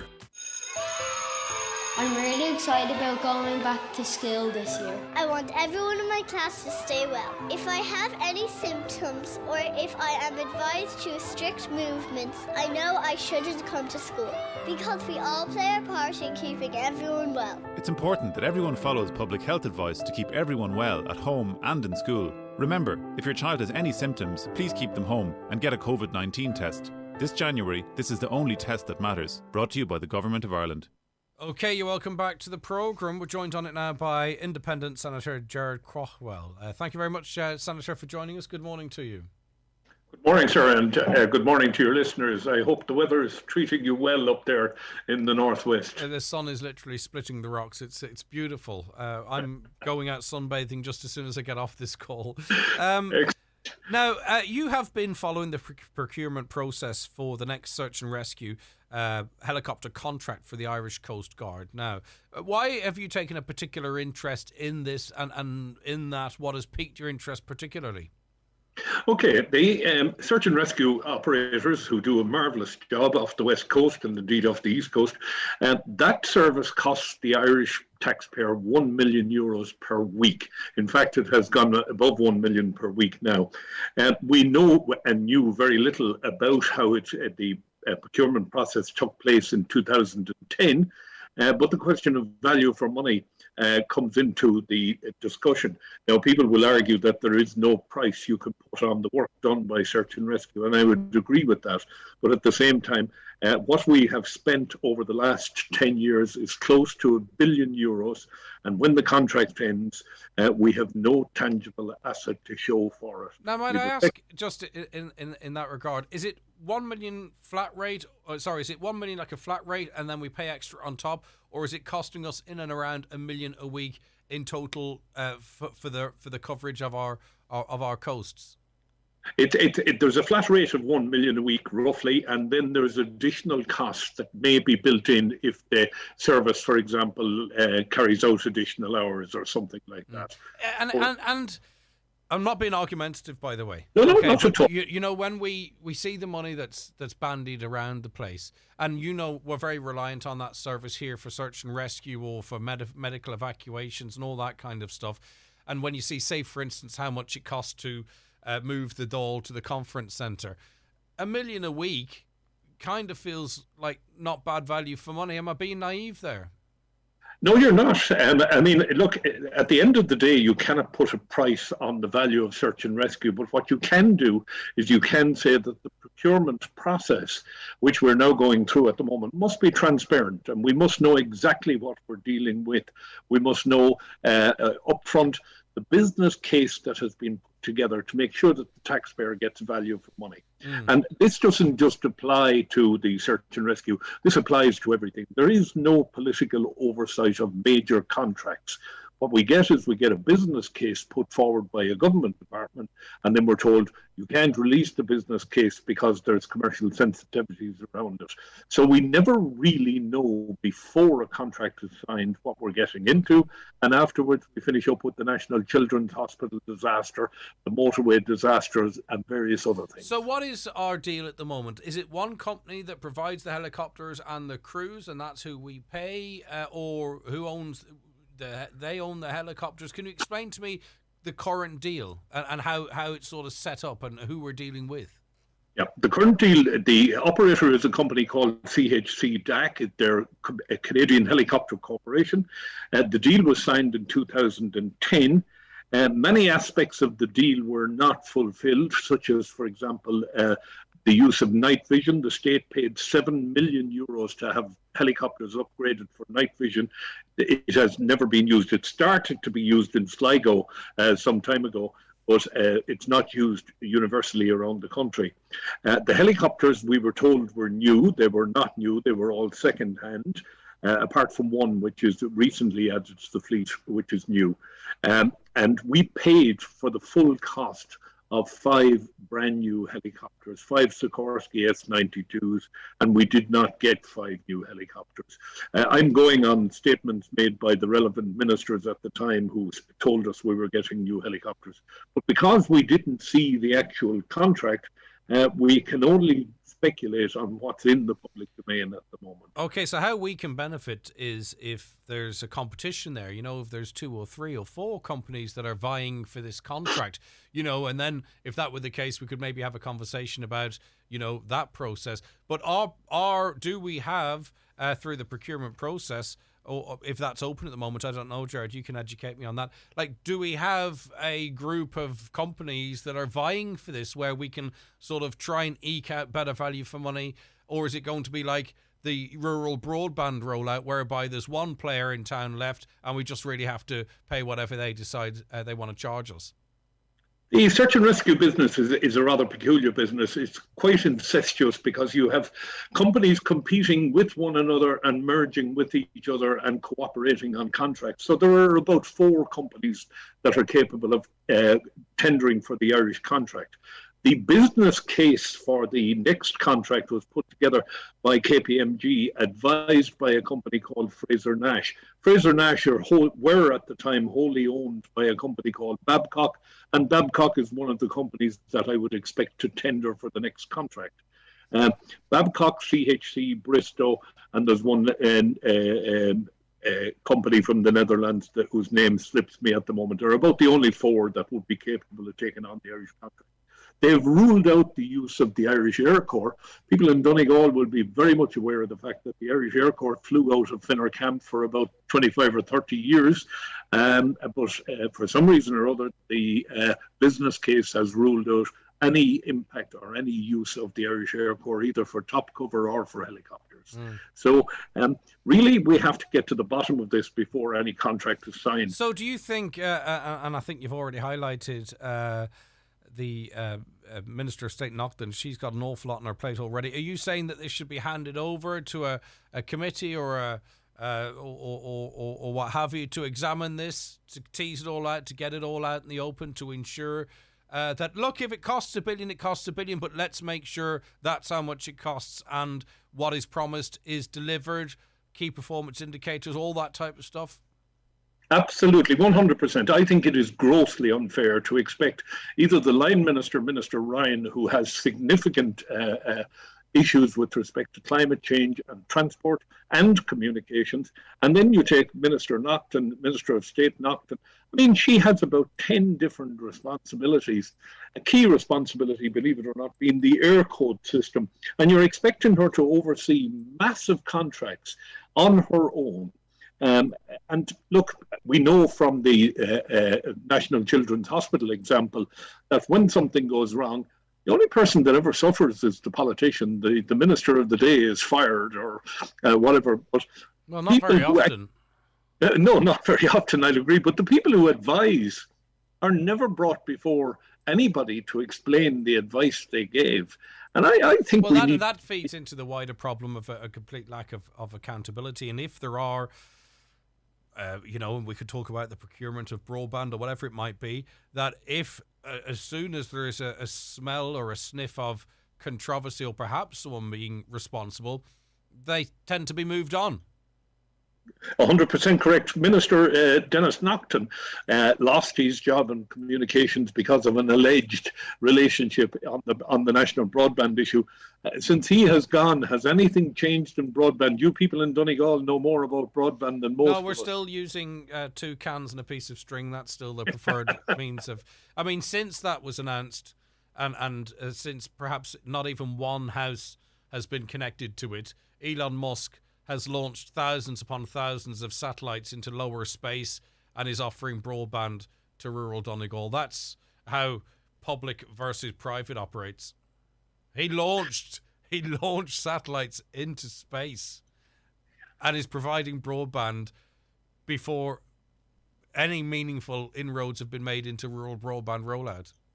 And this is my whole point. When the broadband issue comes up, it should have been brought before the Transport Committee. And, for example, interested parties from extremely rural areas like Donegal, like West Connemara, like West Kerry and West Cork, should have had an opportunity to come before an Oireachtas committee and seek undertakings from that committee that their needs and their expectations would have been met. But what happens is contracts are signed behind closed doors, and when the fallout comes, retrospectively, the committee sits down. I'm a member of the Communications Committee. We retrospectively sit down and we engage in a process of what went wrong, and we must learn lessons from this. Well, look, it's nice to talk to you, but this is just not one of those issues I can see getting traction.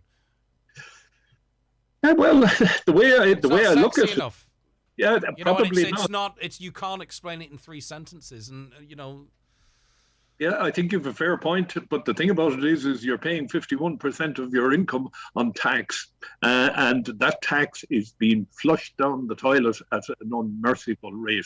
The way we're spending money in this country at the moment, leaving aside the COVID situation, which will have to be paid for when it all ends, I just cannot understand how there is not a greater public outcry for greater oversight of what's going on. All right, keep us updated with any progress you make in that campaign. Nice to speak to you. Thank you. Thank you very much indeed. Okay, take care of yourself. That's Senator Gerard Crockwell, independent senator. He's saying that the procurement process for the next search and rescue helicopter contract for the Irish Coast Guard needs to be, examined in advance before an Oireachtas committee to make sure that you, me, us, the taxpayers, are getting value for money, and that what is committed to is actually delivered. Okay, right, let's see. Shall we take a piece of music? Yeah, we will. Let me see. What shall we have? I don't pick anything out, but look, this is sitting here. We might as well play this.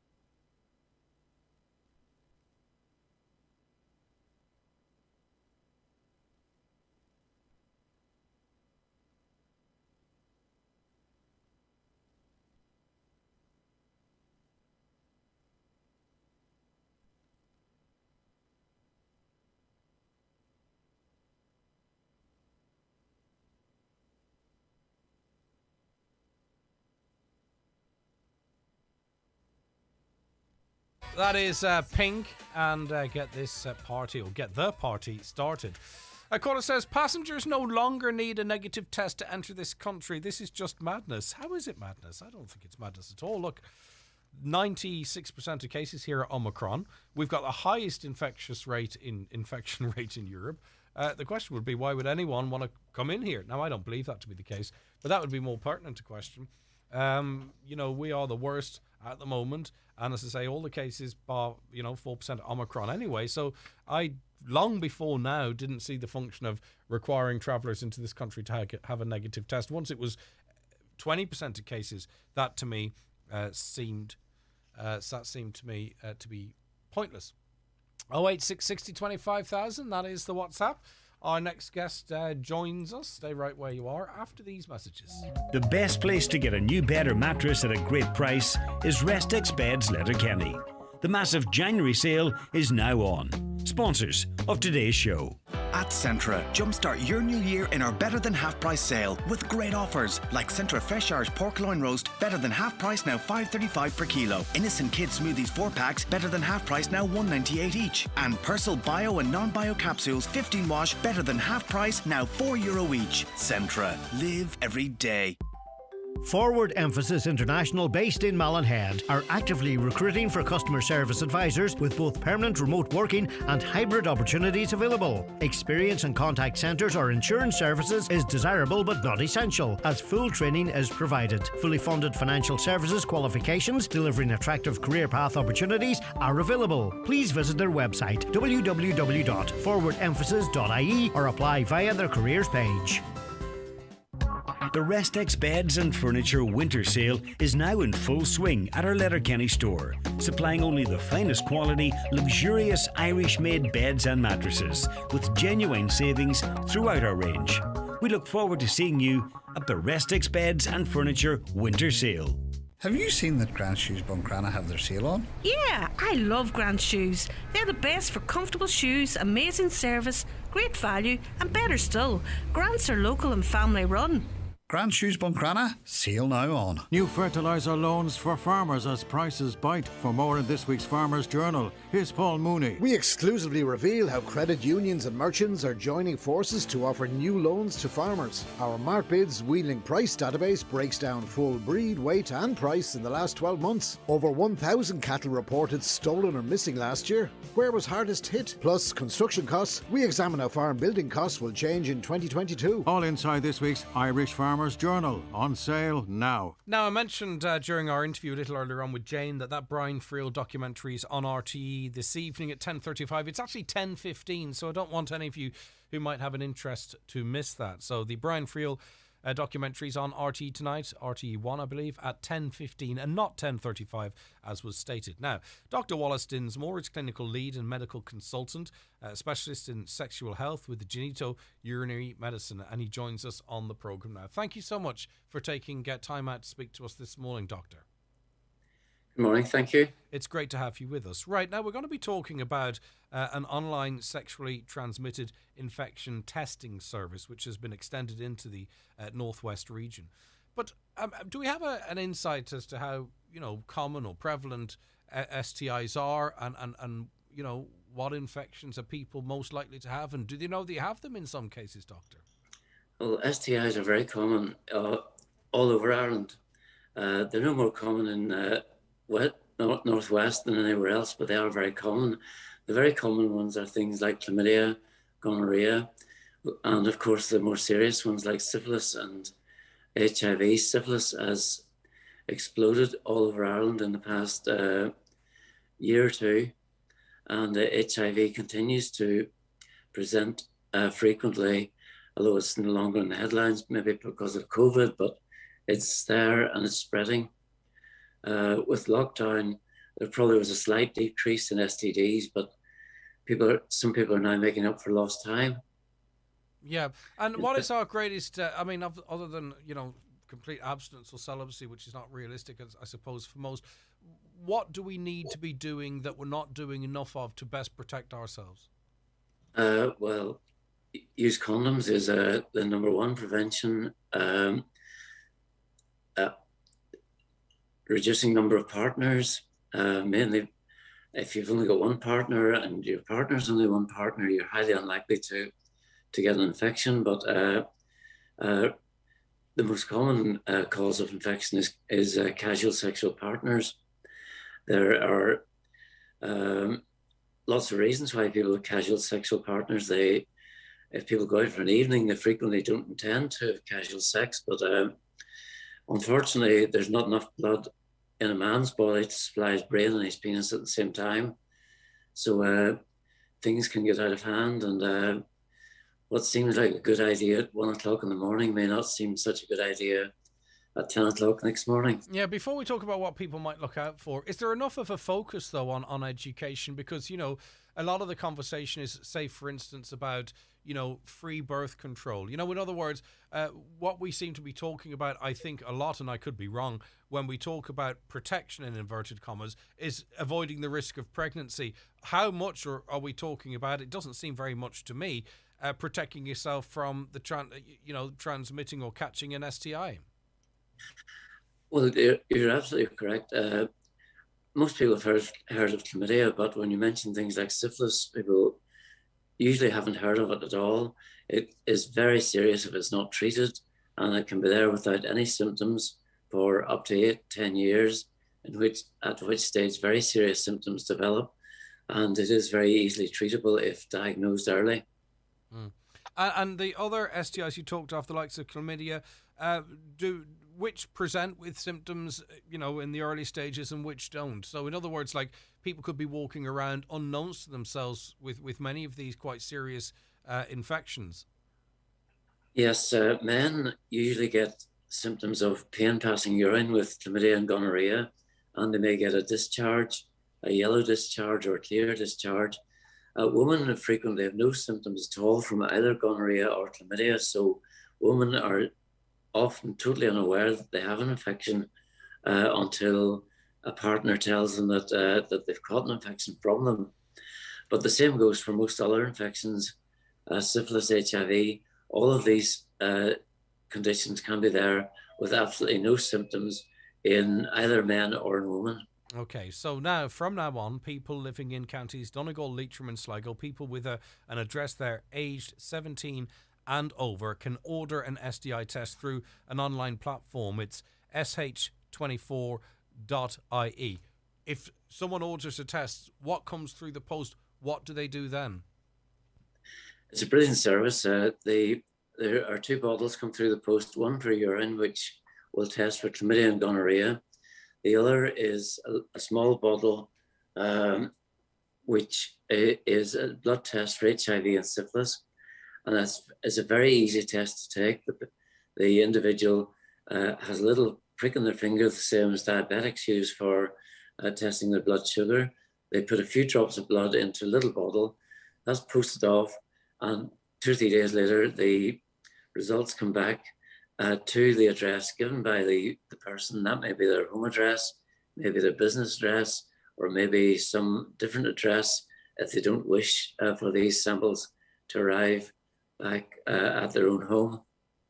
And that is going to be part of the problem here, isn't it? You know, as much as we'd like to think that people, you know, are with their long-term partner and never stray beyond that, you know, it's likely they might go, right, I might need one of these tests if they have, you know, been with other people and they still share that address with the partner who they might want to keep this information from.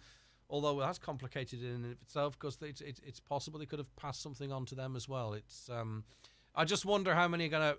I just fear that those most likely to need these tests are those that are going to sort of bury their head in the sand and let sleeping dogs lie. Well, unfortunately, people do bury their heads in the sand, but this SH24 test makes it very easy for people to have tests, and they come in plain envelopes. You can have them delivered to a friend's house or some house which is not your home. You may not wish your partner to realise that you're having tests taken, and frequently the majority of tests are negative, but it's good to be tested to make sure that there is nothing there, and it's much better than putting your head in the sand and waiting for complications to develop down the line. And I suppose depending on what might come back positive, and we hope it doesn't, but are you referred to your GP then, or are there dedicated clinics, or does it depend on what you might be diagnosed with? There are dedicated clinics in Letterkenny and Sligo hospitals, and if there is an infection, you would be referred to those clinics where you're treated totally anonymously and outside of the general health service, so that you can have treatment for, let's say, gonorrhea, and your GP is unaware that you've had treatment. The treatment's given, the tests are taken to make sure it's gone, and that's the end of it. Right. There's no long-term record kept with your GP or with any other mainline service. And finally, you mentioned the majority come back negative. Like, what kind of percentages are we looking in terms? Because this is sort of it's almost, I don't know if you could call it a blanket sweep, but you're catching an awful lot of the population. What's the level of positivity coming back? The level of positivity is relatively low. That a lot of people, there's a term called the worried well, who are people who have something in the background which they are worried about, some indiscretion a month ago, a year ago, which they're still worried about. And it's easy to lay that to rest by having this simple test. Okay. Very informative, Dr. Dinsmore. Thank you very much for joining us today. Thank you very much. Okay, it's been lovely speaking to you. That's Dr. Wallace Dinsmore. If you want to order one of those tests and you're age 17 or over and you've got an address in either Leitrim, Sligo or Donegal, you can go onto the website sh24.ie. It seems a relatively simple test. I don't think the test would put people off. I think it's the, potentially the findings of that test that might be discouraging some. But anyway, the option is there for you if you choose to avail of.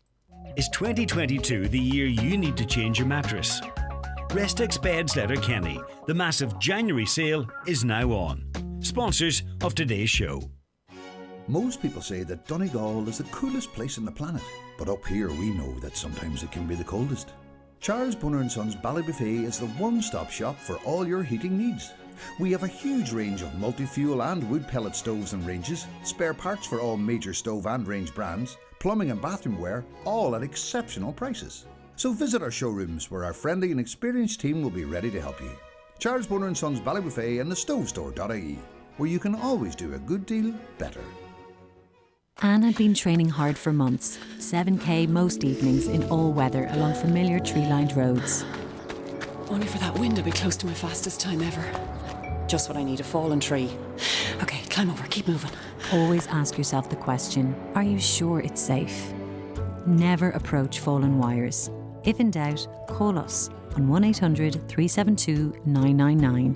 ESB Networks. Stay safe and stay clear of electricity wires. As life starts to get back to a new normal, it's time that we look after what is precious to us. Are you struggling with your hearing? Your hearing is an essential part of everyday living. Hearing is our social sense and connects you to friends and family. At Connect Hearing, we are here for you, with our clinics at Courtyard Shopping Centre Letterkenny and Joyce's Chiropody Clinic in Dunlow. Our centres are open Monday to Friday, where you can avail of our hearing tests, wax removal and repair services. Connect Hearing, connecting you to life.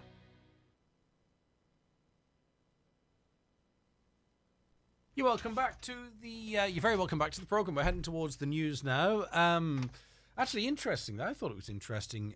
We spoke to a young guy yesterday who developed a book that people can purchase, and it talks you through how to use a smartphone. From the very basics that a lot of people don't know.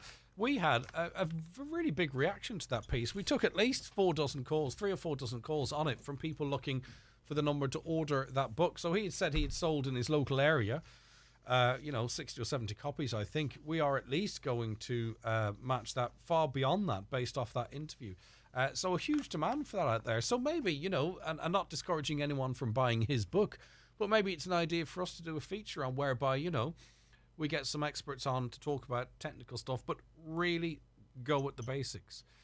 Because clearly there was a huge demand for that. And if it's useful to you guys out there, that's the type of stuff we want to do. If you have any ideas like that, there, a feature on something to learn more something about something, we say this and it's not a platitude. This is your program.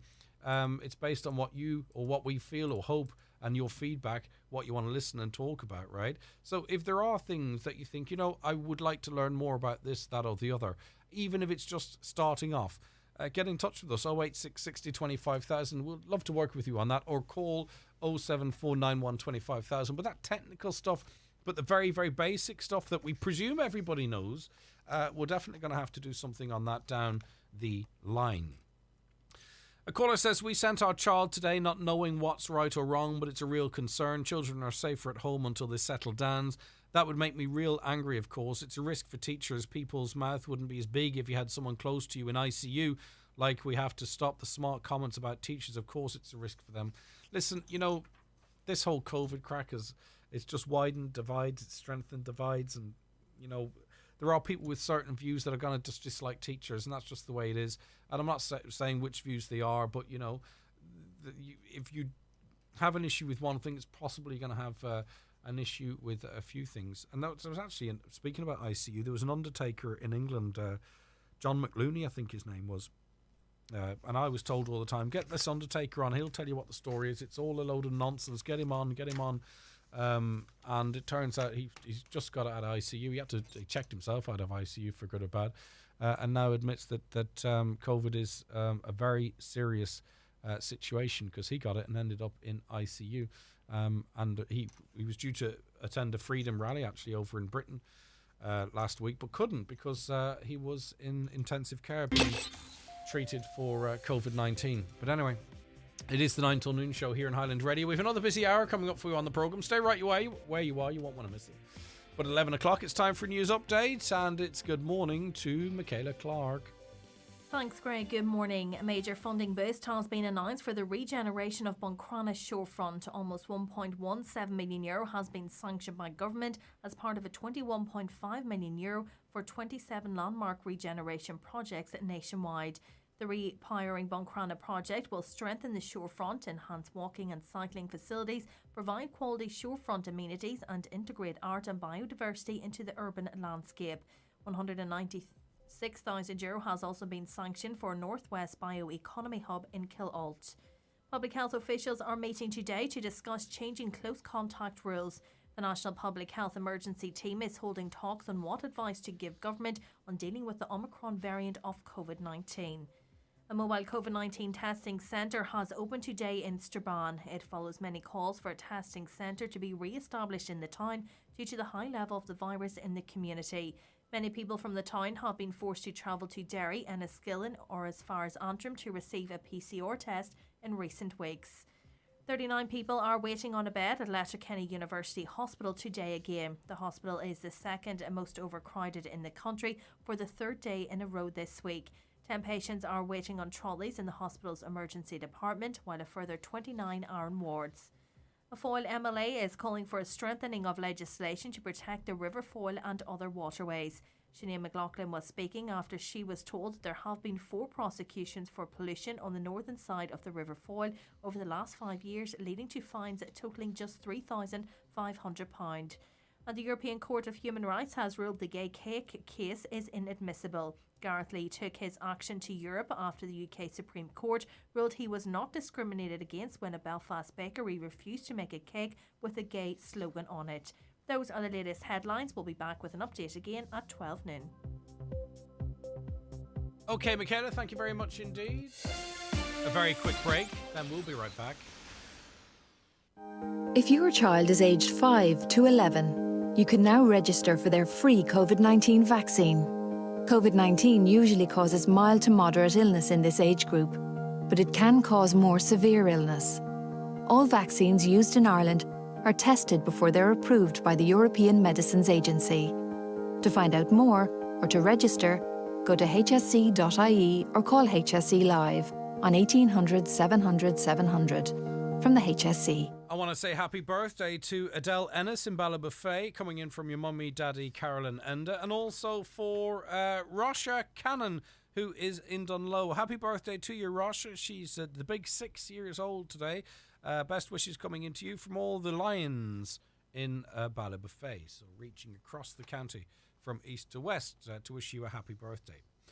A caller says that senator makes a lot of sense, whilst another, that's Senator Gerard Crockwell, one another. Sounds to me like accountability has long been a problem in the Irish state. Perhaps learned behaviour from the Catholic institutions. I don't know. I think the lack of accountability is they manage that all on their own. But I understand where you're on about, what you're on about. Okay, now Kevin joins us. Hi, Kevin. Happy New Year, Craig. Happy New Year to you. That window is closing. I think we're probably some of the last to be able to wish each other a Happy New Year, Kevin. But I mean it nonetheless. Right, tell us why we're talking. Well, Monday or Tuesday after Christmas, we went out for a wee spin down to Remelton, see lights. Way back, lovely lights in Remelton. Give it to them, hands up. Went through Letterkenny to have a wee look at the lights in Letterkenny as well. And this was probably 8:30ish. And down through the street at Lower Main Street end of it, a group of young ones was these drifters. And there were spectators on either side of the road. And I could see the build up of traffic, and there were drifter cars behind us. And the car in front of me was just the same as myself, an ordinary car. But because he wasn't spinning his wheels and getting all the vroom, vroom, vroom, he got his wing mirrors pushed in on the back of his car and thumped. I thought, oh, God, mine is going to get it now. So was that people, were they hit by a car, or did people push them in? People pushed them in. Wow, okay, that's They were quite on intimidating. both sides of the road, like, you know? Yeah. So either there was an event on or whatever, but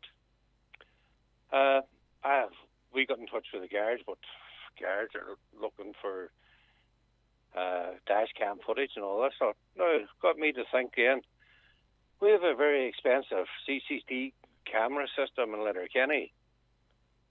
To my astonishment, it does not man 24 hours a day.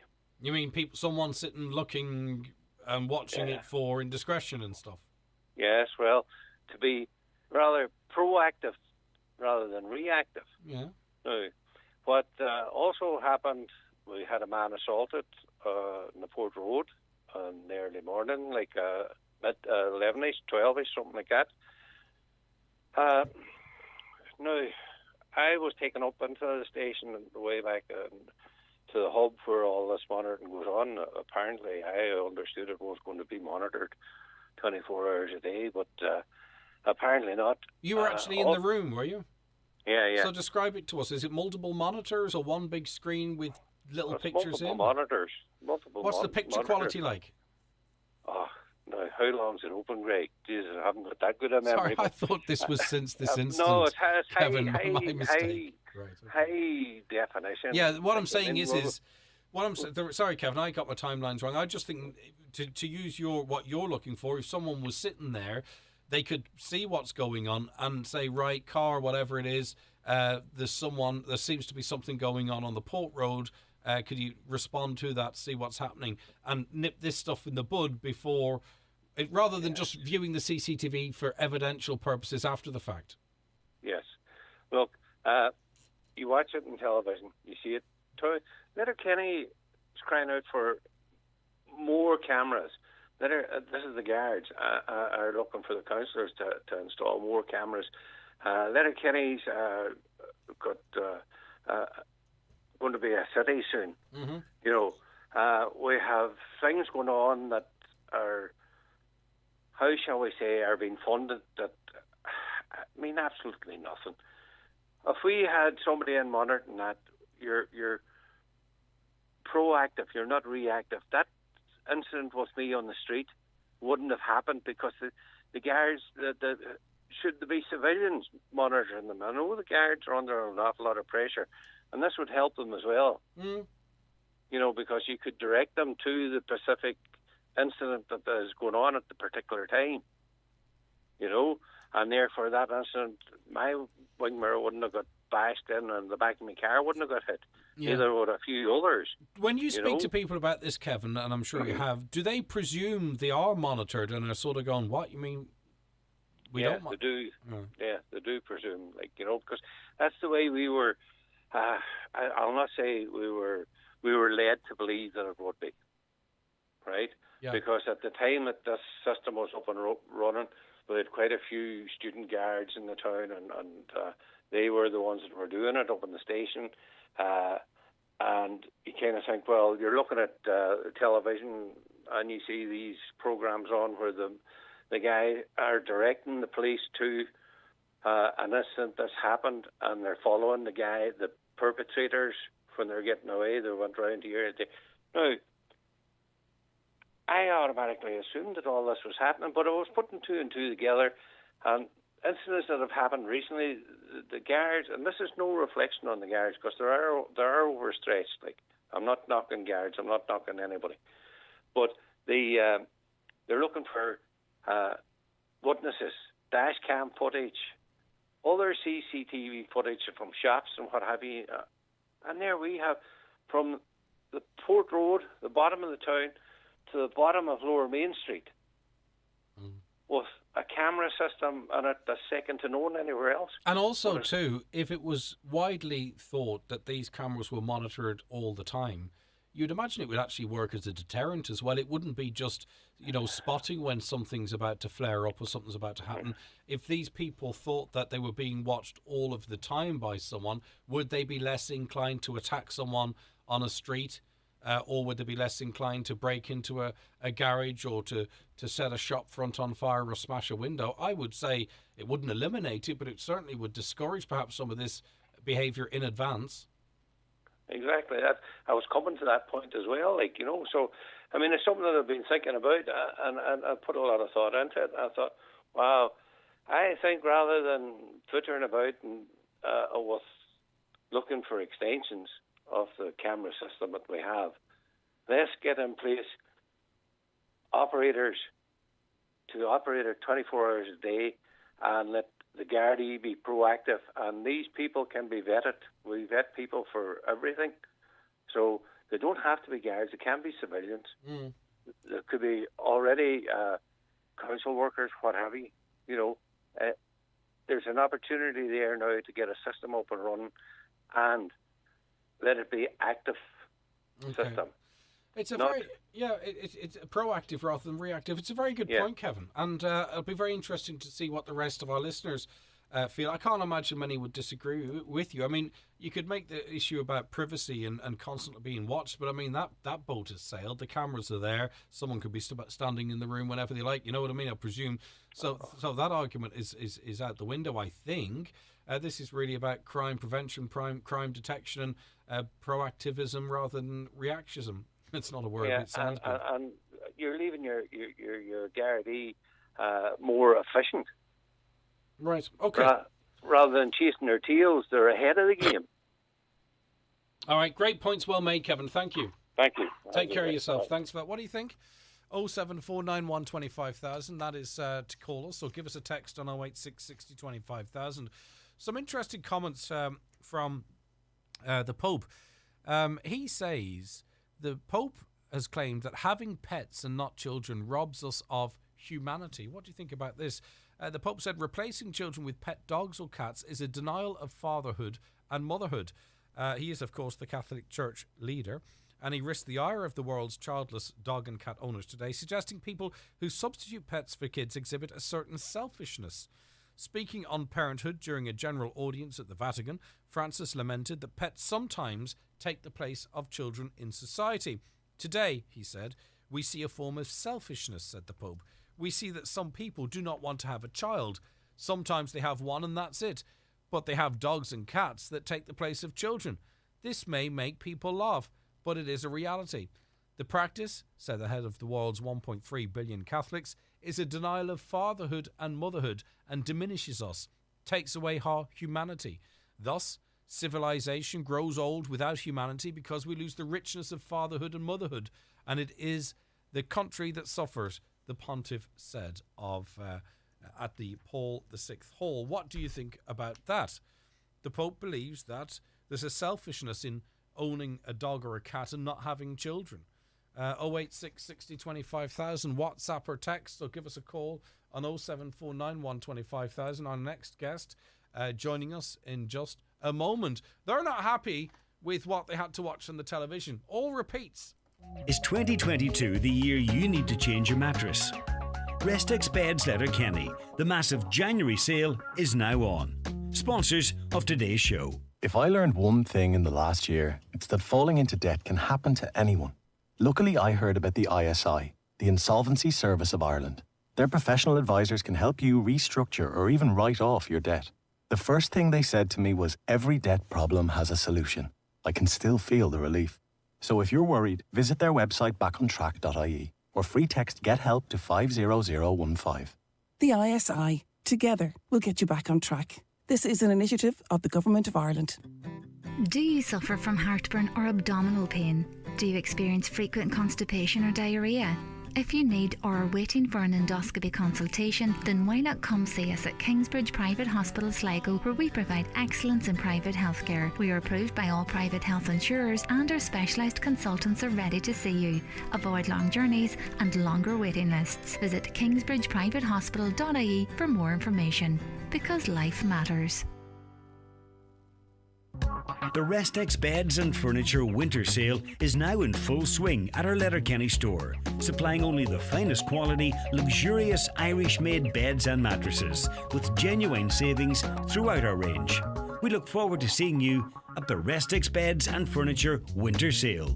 New fertiliser loans for farmers as prices bite. For more in this week's Farmers Journal, here's Paul Mooney. We exclusively reveal how credit unions and merchants are joining forces to offer new loans to farmers. Our MarkBids wheeling price database breaks down full breed, weight and price in the last 12 months. Over 1,000 cattle reported stolen or missing last year. Where was hardest hit? Plus construction costs. We examine how farm building costs will change in 2022. All inside this week's Irish Farmers Journal, on sale now. Highland Radio Time Checks, brought to you by Letterkenny Shopping Centre, the centre of shopping in Donegal.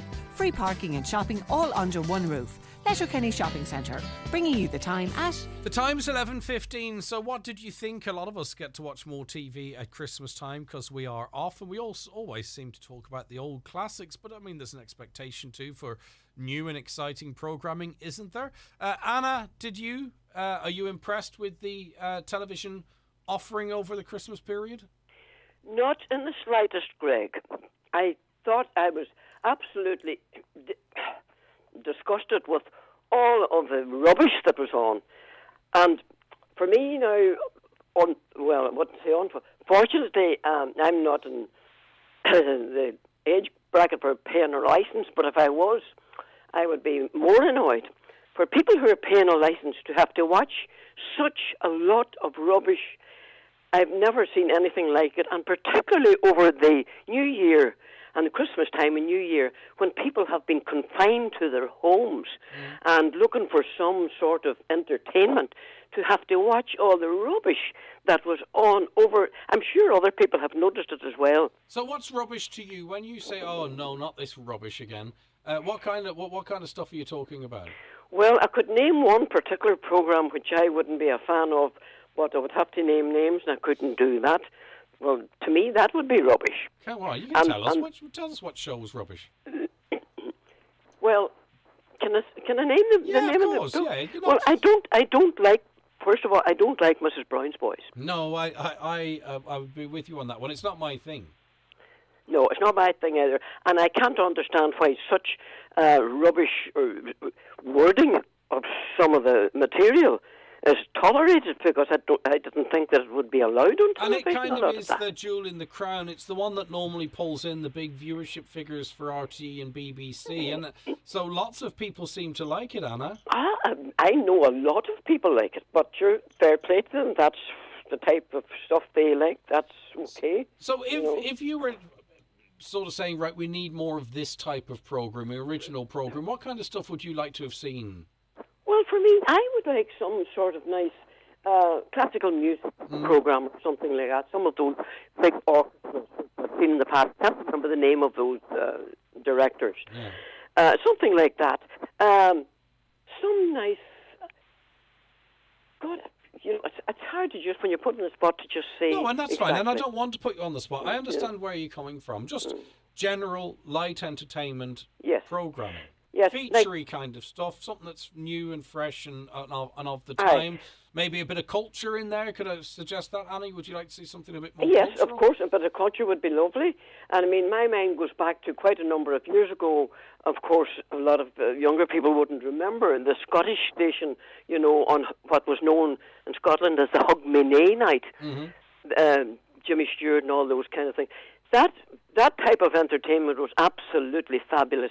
Perhaps in today's sort of entertainment it wouldn't wash, but to me that's the type of thing that I liked and would love to see again. I just think programme makers have got a little bit lazy because it's quiz shows. You know, it's various different versions of Tipping Point or The Chase or whatever it might be, or it's reality shows, you know, specials about this, that and the other.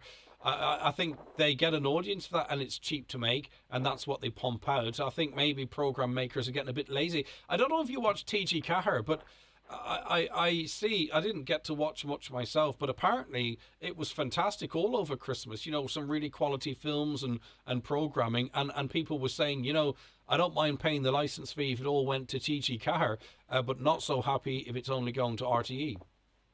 Yes. Well, I mean, the chips and all those, I do like those. Yeah, I do but like I mean, the Chase as well. And the Cube and those type of things. But all, not maybe the Chase, but the Cube, I've seen that time and time again, the same people, you know. Yeah, over and over and over. Over and over again. But it's the same today. If you run down through, say, for instance, RTE, and this is not RTE bashing, but a lot of us, and I think, Anna, you've said, you're dependent on your TV for entertainment, many of us are. If you run through the daytime programming, a lot of it is Dr. Phil, Judge Judy, imported shows that you can watch on other stations, very little original or imaginative programming. Yes. And you see, for my age group, I'm not into that other things of Netflix and all these kind of other things. The TV is my entertainment, the TV and the radio. And, of course, Highland Radio. And had to put that on as well. So let's just look at what's on RTE today, right? RTE1. Now, people are paying their licence fee for this. We'll start off At Your Service. That's an old show. Then there's the Ellen DeGeneres Show, which you can watch on ITV2 anyway. It's an American-based chat show. I don't understand its attraction here. Dr. Phil is on there, which I mentioned. He's on prime time in the morning. Dr. Phil's on at the moment now, actually. Then Shortland Street. It's a New Zealand drama. Then Doctors comes on. It's another drama from outside the country. Home and Away is on. Then Neighbours is on. And after that, it's Fair City. A rerun of Keys to My Life. That's where Brendan Courtney meets Eurovision legend Johnny Logan. Might not be too bad. Upstairs, Downstairs is on in mid-afternoon, and this is what people are paying their money for. That's right. That's unbelievable. I like the wildlife programs, and I love David Attenborough. Well, you know, things like that. I just love to watch. But Anna, David would you not Attenborough. consider getting yourself set up for Netflix? Because something like that, there, where you pick the programs. You can decide what you want. There's loads of different nature programs. There's loads of older programs. There's music concerts on there as well. I mean, maybe, you know, you should take control of the situation and get your Netflix in. And I know it's you know, £7 or £8 a month. But go on. I'm not a teenager, you know. I know you're not, but you're still alive and kicking, for crying out loud, and plenty to offer and enjoy, Anna. You know, I mean, you know. Yeah, I do try to keep up with the times and that as well, like, you know. But yeah, I might consider that. You know, just have a trial of it. If you can't set up yourself, get someone in your house too. It's very easy. I haven't got anybody. Well, I'll call round and do it for you, Anna. If it means that you can watch and enjoy TV. We'll get you sorted. But I mean, it's something to consider because, as you say, it's your main source of entertainment outside of us and other radio stations. And, you know, you should be able to be happy and to enjoy it. I've enjoyed talking to you, by the way, unless there's anything else you want to say. And, I do have a computer now and I do spend some time on that. Sure, there you have it then. So I certainly have that. And if you can do that. I have that, but there would be a lot of people who would not have that, Greg. So I'm speaking for those who haven't an opportunity of going on the radio and talking to yourself and to Caroline about these problems. 100%, and we are more than happy to be speaking to you. And Greg, before I leave, I would just like to say a very happy New Year to yourself and all the team, and to thank you for all of the entertainment that you people give us throughout the year. You are absolutely marvellous, and I don't know how you do, all of you. do all that you do, and congratulations to you all. Well, thank you very much. I used to work on building sites in the middle of winter. I was up and down ladders. I left school when I was 14. I did that for about 5 years. This is a pleasure to do. Compared to getting up at 5:30 in the morning and driving from Lahey to Buncrana to stand on a ladder for 5 or 6 hours, I'm very happy where I am. But I will say, Anna, Happy New Year to you, because if it wasn't for people like you listening to us, there is none of us and none of our jobs. So. Well, just before you go, Craig, could I say this? You mentioned about driving from Lahey, and I know where Lahey is because I go to Sligo from time to time. Very often in the morning when I'm snuggled in my bed, I say to myself, Greg Hughes is on his way up Barnsmore Gap now at the moment, and I'm tucked up in bed and you're driving into Letterkenny. So once again, thanks very much. Just I'd be thinking about you in the morning, Greg. I'll tell you, it's given me the shivers, that thinking of you tucked up in the bed thinking on me, Anna. That's lovely, thank you. Yes, indeed. One of these days, if it's okay with you, I might hop in beside you. Just to fully clothed, obviously. Nothing inappropriate. Anna, right? I'd be waiting patiently. Anna, thank you very much. It's been right, lovely okay, speaking Greg, to you. God bless. Take care of yourself. Thank you very much indeed. Count the Bells on New Year's Eve was the worst thing I've ever seen. I didn't watch it. You know, the last thing I want to do on New Year's Eve is cringe, and I've a sense that might be what that is. Just listening to this lady, but you know what? She's 100% right. Don't watch TV anymore. Netflix, Amazon. But we decided to put it on for the Bells, but every station was rubbish, absolutely rubbish. I listened to Highland Radio over the holidays, and it was nice to hear great music most of the morning. Right, who are you talking about? Who was on in the mornings? Was it you, Kevin? Kevin is looking in at me. You listening? You were on most mornings. He did all right. But Netflix and Amazon's fine. But Netflix, Amazon's $7.99. Amazon's $12.99. I think from Anna's own testimony there that she's a retired lady now, so that'd be £20 a month, you know, and she's already getting an exemption from not paying the TV license. So you kind of do have to factor in as well that there's a cost element, a cost factor in there. Good morning, Greg. Happy New Year, and same to you. Relation to TV and RTE, I think Ireland's Fittest Family is one of the better shows that RTE has put on. It's ordinary families, not celebs from any sector, and brilliant entertainment. Just my opinion. I agree with you. I don't watch the game myself because I don't get a chance to with an awful lot of things going on. But I'm not more busier than other people. I just do different things, by the way, just in case anyone thinks that I'm making out I'm really busy. But anyone I talk to love it. It's appointment TV. Like, I know people that have been around at the house and go, I have to leave because Ireland's Fittest Family's coming on. There's very, very few programs that do that, but that one does, so fair play. And, you know, we can't really, if the truth be told, we can't really have celebrity-based programs in Ireland because take Daniel O'Donnell out of it, Brendan O'Carroll, maybe a couple in his family, that we don't have any celebrities in this country. They're all, if they're a celebrity, they're working on, say, for instance, RTE, the program's on RTE. So really, they just go from the canteen into the recording studio to make another show. Like, we don't really... Bono, okay, but he's not going to take part. We don't have celebrities in Ireland, do we? I don't think so. Right, okay. Another issue coming up for you. Another topic coming up for you, by the way. Keep your comments coming in if you agree, by the way, which I'm sure most people would, with Anna, as it relates to the content of TV at Christmas. We're going to take a quick break and then chat to Connie. The best place to get a new bed or mattress at a great price is Restex Beds Letterkenny. The massive January sale is now on. Sponsors of today's show. Do you currently have vacancies that need urgently filled? Have you tried various ways to find new staff but didn't succeed? Let Highland Radio help you source and fill your current vacancies in the most cost-effective way. Simply sign up to our new job spot and we will tell our listeners about your vacancies both on air and online. Every Monday, Wednesday and Friday during our primetime shows, we will broadcast the latest job opportunities across the Northwest and into counties Derry and Tyrone. All job listings will be available online at highlandradio.com. For more information, contact the advertising team on 07491 25322 or email advertising@highlandradio.com. Highland Radio, we're here for you. Right now, there's a child who desperately needs a foster family. It's the right of every child to grow up in a supportive and loving home. Could you open your heart to a child? Origins Foster Care need foster carers now. Together, making children's lives better. Call 01 907 9196 or follow us on Facebook. Brian McCormick's Sports and Leisure Main Street Letterkenny. The big winter sale is now on with great reductions throughout the store. Selected kids' clothing reduced to clear. Also Adidas tracksuits for all ages on bmcsports.ie. Men's and women's sports clothing with discounts of up to 40% off. Check out the Brian McCormick's winter sale in store or click on bmcsports.ie. Hello, Grace. Where are you heading? Down to Made to Measure Fireplaces in Creasla. Made to Measure Fireplaces? Didn't you just buy a fireplace there? Yeah, but I'm going now to pick my kitchen worktop.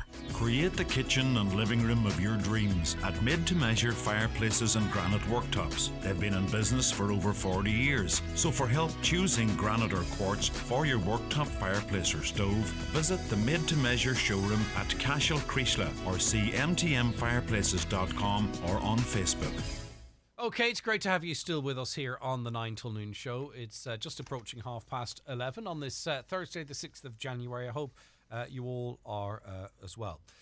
You all are well. New Year's Eve was a disgrace in RTE considering most people were housebound. We have a wealth of talent in Ireland and they didn't have any musical singing at midnight. What are we paying our licence for?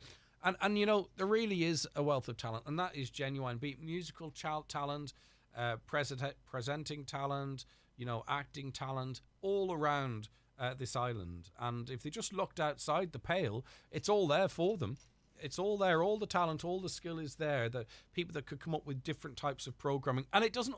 The thing too, when, you know, the likes of RTE, or maybe it's the same with the BBC in other countries or wherever it might be, they think that if they have to do something different, it has to be really quirky or controversial or challenging, or, you know, you have to talk about social media, or it's not, you know, all modern and fresh. Nonsense. That's absolute BS.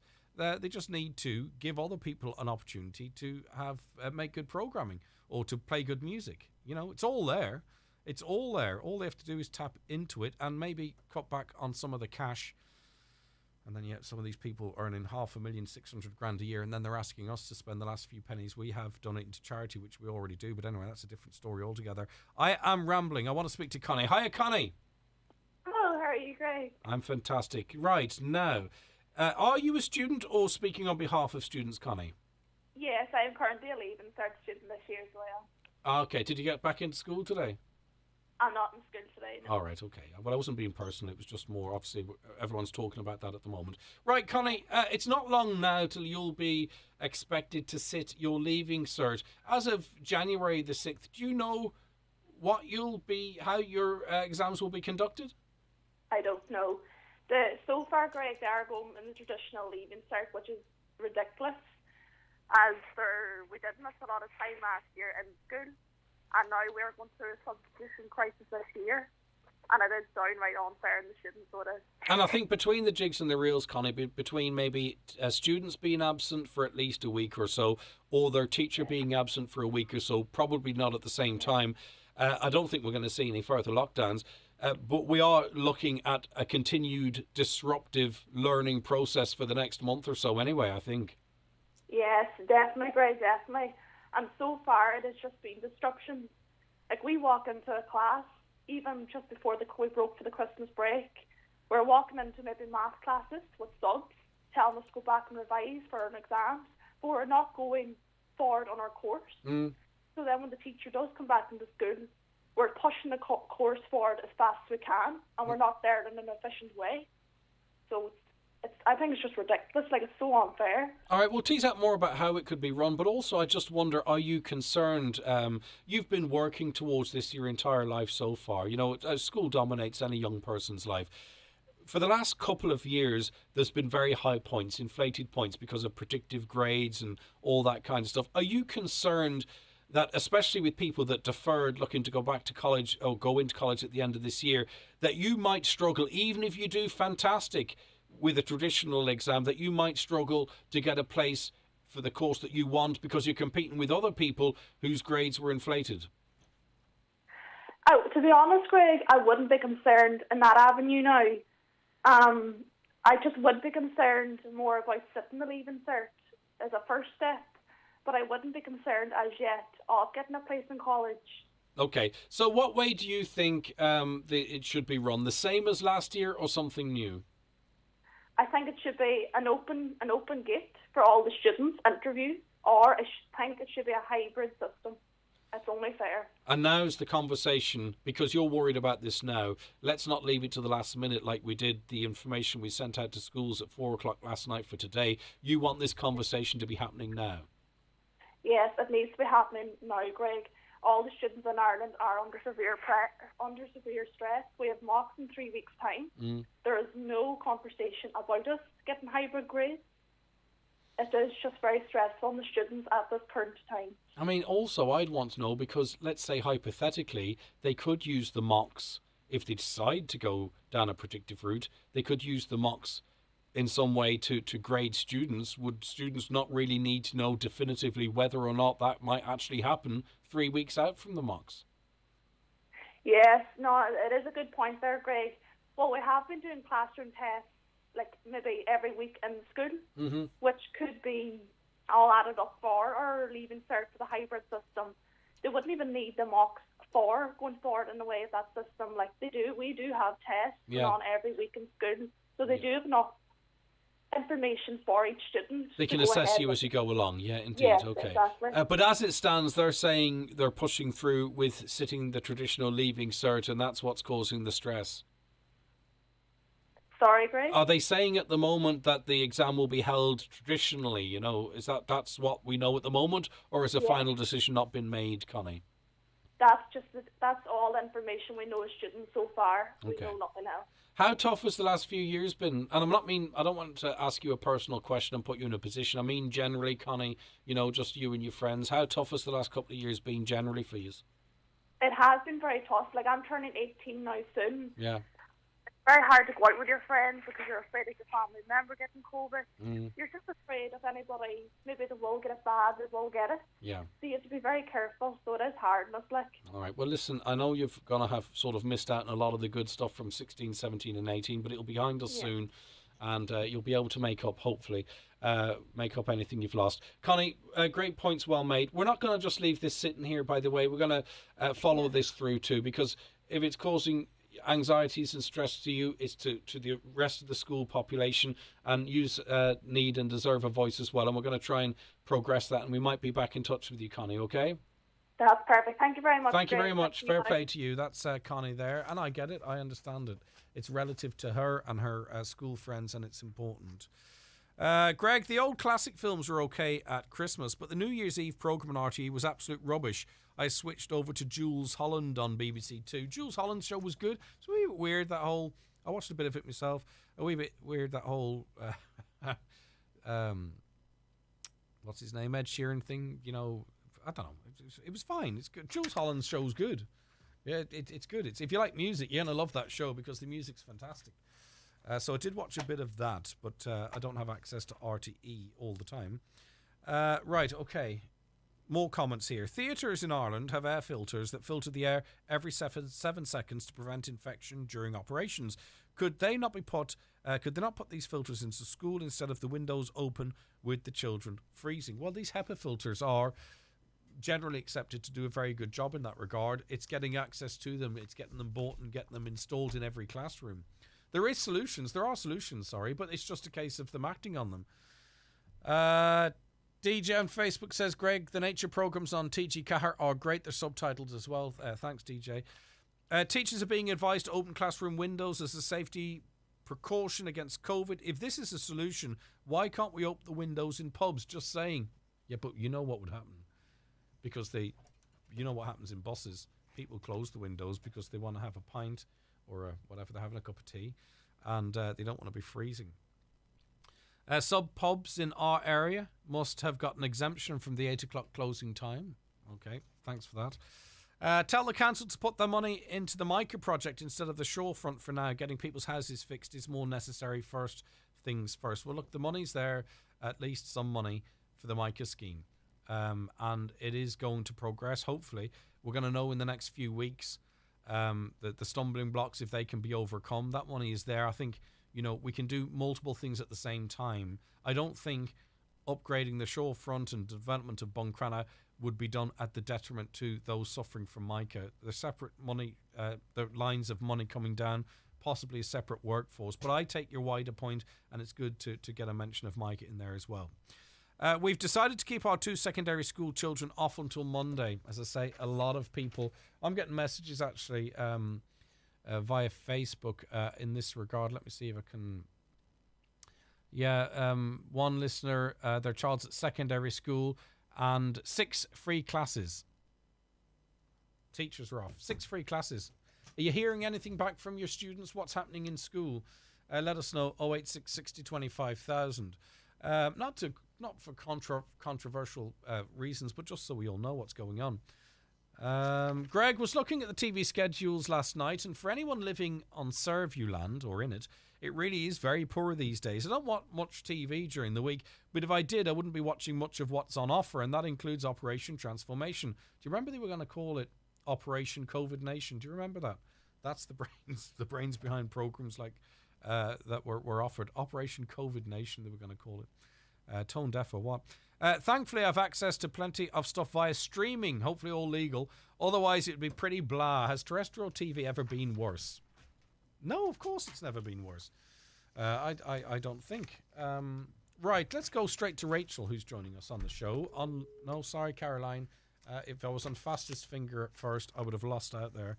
Didn't push the button in time.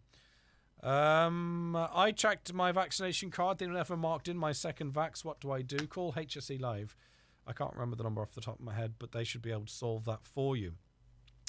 What do you think of the ad about racism where the girl thinks when people look at her, she wonders if she's going to be abused? It's left me afraid to look at people of colour in case that's what they are thinking. I think the ad is awful. I haven't seen that ad, but I'm presuming by the way you've described it, what they're trying to say is that is what it's like to be a person of colour, that you just don't know if you are going to be attacked. It doesn't mean you walk around suspicious of every single person. I think we have to sort of put our shoes and walk in other people's, or imagine the walk in other people's shoes, whatever it is. It's about how a person feels, but you're talking about how it makes you feel, right? But you're not the victim or won't be the victim likely of a racist attack, okay?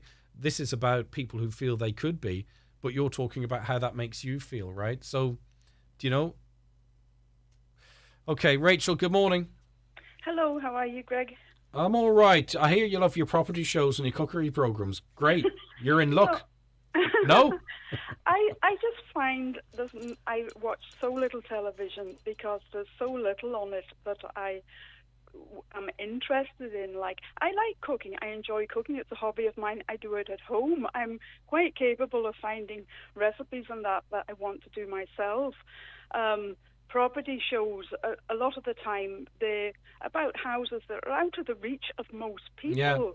And probably just cause an awful lot of resentment, more than anything else. And the reality shows on television that are far from reality, the kind of models and actresses and people like that we're watching other people do stuff we probably can't do, or live lives that we will never lead, even if we don't want to. It's about us sitting watching other people, and the funny thing about the pathway to it, if you become famous on a reality show like Love Island or something, next thing you're a guest on I'm a Celebrity, Get Me Out of Here, or you'll end up being a celebrity contestant on The Chase. That's they're all pulling from the one pot. We see very little programs about real issues and real challenges that we and the next generation are facing. All we hear about the future is gloom and doom everywhere. And, it must be so disheartening for young people to hear this constantly. Yeah, but a lot of that, and much of it is driven by the media. It's sort of in a cycle, right? Because, and we get a fair idea of what people like to click on the internet and whatnot, and it's not positive stories people will click on. Now, we never focus on negative. We don't pick stuff because it's negative and it's clickbait. We don't do that. And I'm the head of news, and I can tell you for a fact we do not do that, and no consideration is given to that. But the bad news on the front page of a paper, it drives sales, it drives clicks, so the media is providing it, the public's consuming it, but someone needs to break out of that and say, right, let's try something more positive. Let's talk maybe in a positive light about how climate change could be good for us. Let's make programs about that. Is that kind of what you're saying? Well, I think there's things being done about climate change. Like, if you are interested in research, and from my own looking as an ordinary citizen with no science background, I'm trying to find more about it myself, but there's nothing being said about what innovations, what companies are developing to give hope to the present and the future generation. In the terms of solar energy, or there's heat pumps that are now being developed that will be warmer than the heat pumps that is currently coming on the market, but not just in climate change technology, but in the research that's going on in all universities. Like, what are they researching, and what will this mean for the future? Like, there is no science on RTE. See, I think it's seen as niche programming, and maybe that's what the problem is, that if you talk about, like, one of my favourite interviews this week, other than this one, of course, Rachel, was chatting to a guy from Glenties yesterday who was involved with a company that made cameras for the recent launch into space of a telescope. And it was amazing that someone from here is down in Dublin working for a startup 10-person company. They're making cameras, sticking them on satellites and rockets, and blasting them into space. And now they're going to try and use that technology to see if they can find faults on maybe trains or aeroplanes and avert disaster. Yeah. I mean, that's fascinating stuff. Exactly. Like one science breakthrough has a domino effect, that it changes, what other people are doing, and it's very exciting, something like that. I mean, even from the computing things, like the boys that did Stripe, the Irish boys, like, why isn't a documentary done on them and their, what they did? Like, I would like to hear more real stories. I'd like to know what a data center is and what it looks like and what they do. Yes, we can talk about the massive draw on electricity, but I'd be really interested in that. I'd like to know what goes on in Google and Facebook down in Dublin, or Twitter, or what's going on in Intel. Now, I'm not being nosy, but, programming that sort of explains, and the people that work there, a lot of them are Irish people or living here or new Irish. What jobs do they do? What's it like working in these places? That kind of stuff would interest me as well. But, I mean, you hear all these hopefuls going on this talent show, and all the saying they dreamed of being a star all their life. Now, come on. That's not going to happen to very many people. Well, what people want now, there's mums and dads and caregivers listening to us, and they know their young ones. They want to be either YouTubers or TikTok famous, because it's more, I suppose, maybe it's just more interesting. But the need... If there was more science programs on, it would inspire more young people to follow that path, which is very badly needed in this country. It's not promoted by the media at all. No, I understand, and I wonder, you see, and this is where brave decisions have to be made. In the first instance, would people tune in? Because, even the likes of Netflix, they know exactly who's streaming what, and they dump it straight away, But they've made some... But in the UK, when they had Tomorrow's World, for instance... Oh, that was a great show. That was a hugely popular 7 o'clock. program. It was and time. I would use that as an example of what I would like on RTE. I get you. Yeah, that's yeah. But as well as, like, more interviewing of people's real lives, ordinary people's real lives, like if someone is a doctor or a nurse, what are the good points and the bad points they see about their profession, what they would like to see change. Unfortunately, and I'm not picking holes in your examples because they're very good, unfortunately nurses aren't allowed to speak. I know. That's the bloody problem, isn't it? But teachers then go, "Oh, don't upset the union." It's like we try this stuff. We try this stuff. Rachel, I'm not being defensive, by the way. I hope we're just chatting. We try this stuff, but you kind of you get so far down a path, and the path's blocked, and then yourself. Yeah, I know. Well, that was just my thoughts. No, I and thought I put it in thoughts. there. You didn't happen to watch the Don't Look Up film, did you know? On Netflix? No, I didn't. Yeah, but I fully kind of agree with the sentiment. Like, I heard about it. It's really, really interesting in that it's kind of a metaphor for the climate change conversation, and it really is interesting because it points a finger at the media, and this is why I think it's been criticised by some, because it's landing too close to home. They don't want to talk about it. You know, people don't want to talk about it because it's too scary and it's too big. And we'll talk about it probably tomorrow on our entertainment slot with Michael and Fanula, but I'd be really interested to hear what people think of that film. It really is, it's very, very interesting. Rachel, the conversation's been interesting. Thank you. Thank you for your time. No, Okay, it's no bye-bye problem. now. It's great stuff. Thank you very much indeed. Back after these. Is 2022 the year you need to change your mattress? Restex Beds Letterkenny, the massive January sale is now on. Sponsors of today's show. It's final clearance time at McElhenney's biggest ever winter sale. Grab your bargain of the year with up to 70% off in our women's, men's, kids, jewellery, home and footwear departments. Plus enjoy great sterling exchange for £1 buys you €1.20. So go get what's yours at McElhenney's Ballybuffet or McElhenney's.com with fast delivery and click and collect. Homeland Fuel offers, keeping you warm for less. 20 kg Super Therm, buy 5 bags, get 1 bag of hardwood logs free. 10 kg wood pellets, buy 10, get 1 free. Board Namona briquettes, buy 3 for €16. Shop in-store or online at homeland.ie. If your child is aged 5 to 11, you can now register for their free COVID-19 vaccine. COVID-19 usually causes mild to moderate illness in this age group, but it can cause more severe illness. All vaccines used in Ireland are tested before they're approved by the European Medicines Agency.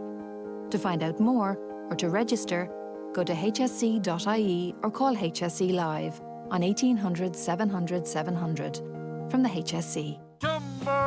From the smallest shrub to the largest tree in an awkward place, Donnelly Tree Services provide a complete range of tree surgery services. Whether you need to remove a dangerous tree or some nuisance branches, Donnelly Tree Services have the experience and expertise to carry out tree surgery to the highest of professional standards. Call 083 005 9939. Donnelly Tree Services, Donegal. No job is too small, no tree is too tall.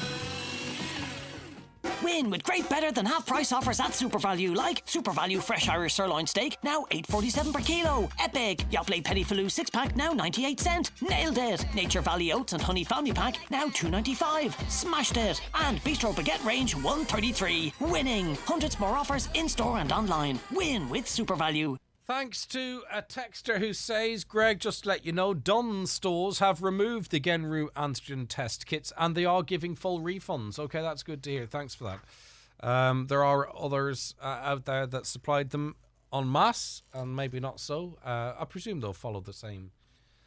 They'll follow the same lead. Right, we just spoke to Rachel, so I'll put that to one side. Hi, Greg. Has the extra bank holiday for 2022 been finalised yet? I think the original date I heard was Monday the 31st of January. No, I thought... let me check into that for you.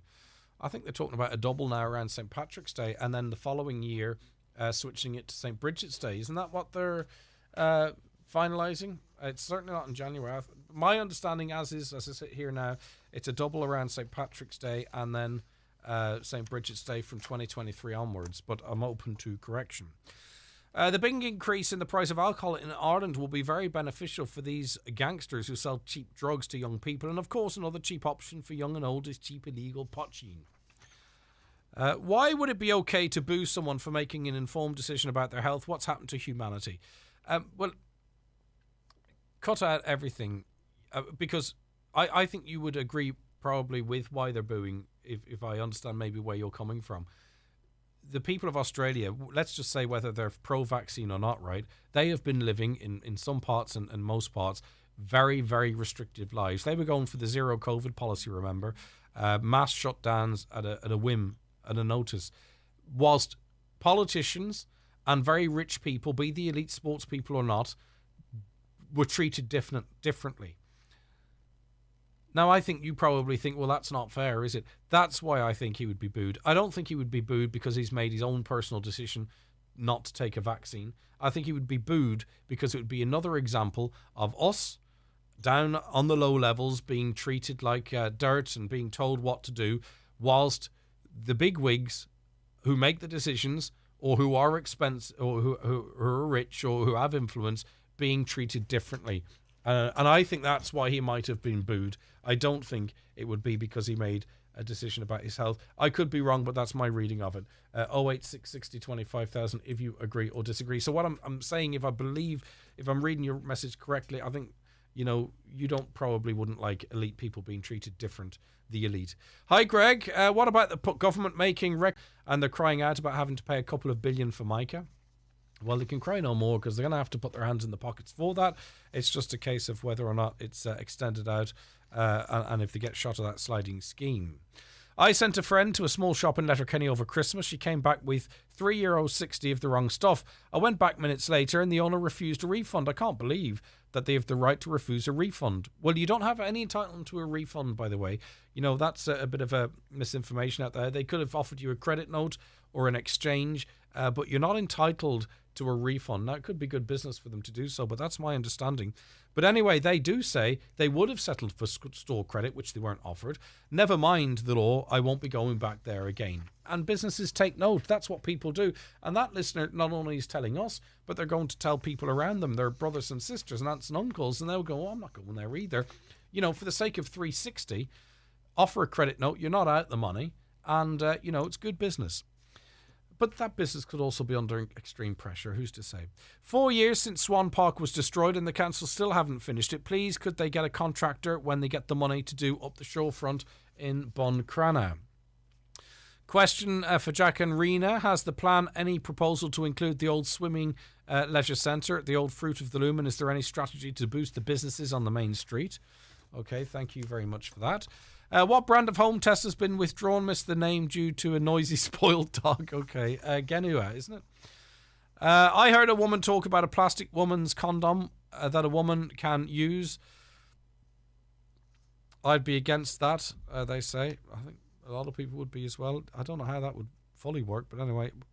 Why does Ireland have Europe's highest COVID infection rate? What are we doing wrong and what are other countries doing right? Listen, whilst we have the highest COVID rate, we actually have the lowest case fatality rate. So it depends on what metric you want to employ. If you're worried about cases, there'll be 24, 5, 6,000 cases announced later, another 25,000, 6,000 cases yesterday, tomorrow probably. Our hospitalisation is creeping up, but our ICU is stable. And I'm not trying to twist the statistics into a positive light. That's the way it is at the moment. They were well over 100. They've been in the low 90s, high 80s now for a number of weeks. Hopefully the 800 or 900 that are in hospital, they aren't very sick, they'll be discharged soon. Yes, we've an awful lot of COVID around, but we have the lowest case fatality rate. It's less than 1% in Donegal, by the way. And that's based off positive PCR test results as well. So you can look at it one way. You can say, right, okay, why do we have the highest case rate? What are we doing wrong? Or you could say, you know what, actually, what are we doing right? Because we've got the lowest case fatality rate, and that's what matters, isn't it? The amount of people that we lose because of this awful thing. So it's whichever way you wish to look at it. Our granny is 87, done lots of courses in the community centres around town. She's on Facebook, Twitter, can take photos on her phone and digital camera and shares them on her email. She just keeps on it, and is lost when her internet goes down. Fantastic, amazing stuff. Any other stories like that to spread a bit of positivity? If you have any old used Christmas or birthday cards, well, I use the same Christmas cards every year. I just ask for them back in January and give them again in December. No, I don't actually. I'm only joking. This is quite serious because it's not quite serious, but you can help a charity, but also get rid of this stuff. If you have any old Christmas cards or birthday cards, we are collecting them for charity. You can call 085 160 5562 to arrange the donation. So I think we've all gone up and did that to the shelf. And what are we going to do with those cards? You can help a charity there. Listen, thank you for all of you who watch the show, who listen to the show, who text the show, who called the show. It's really, really appreciated. That's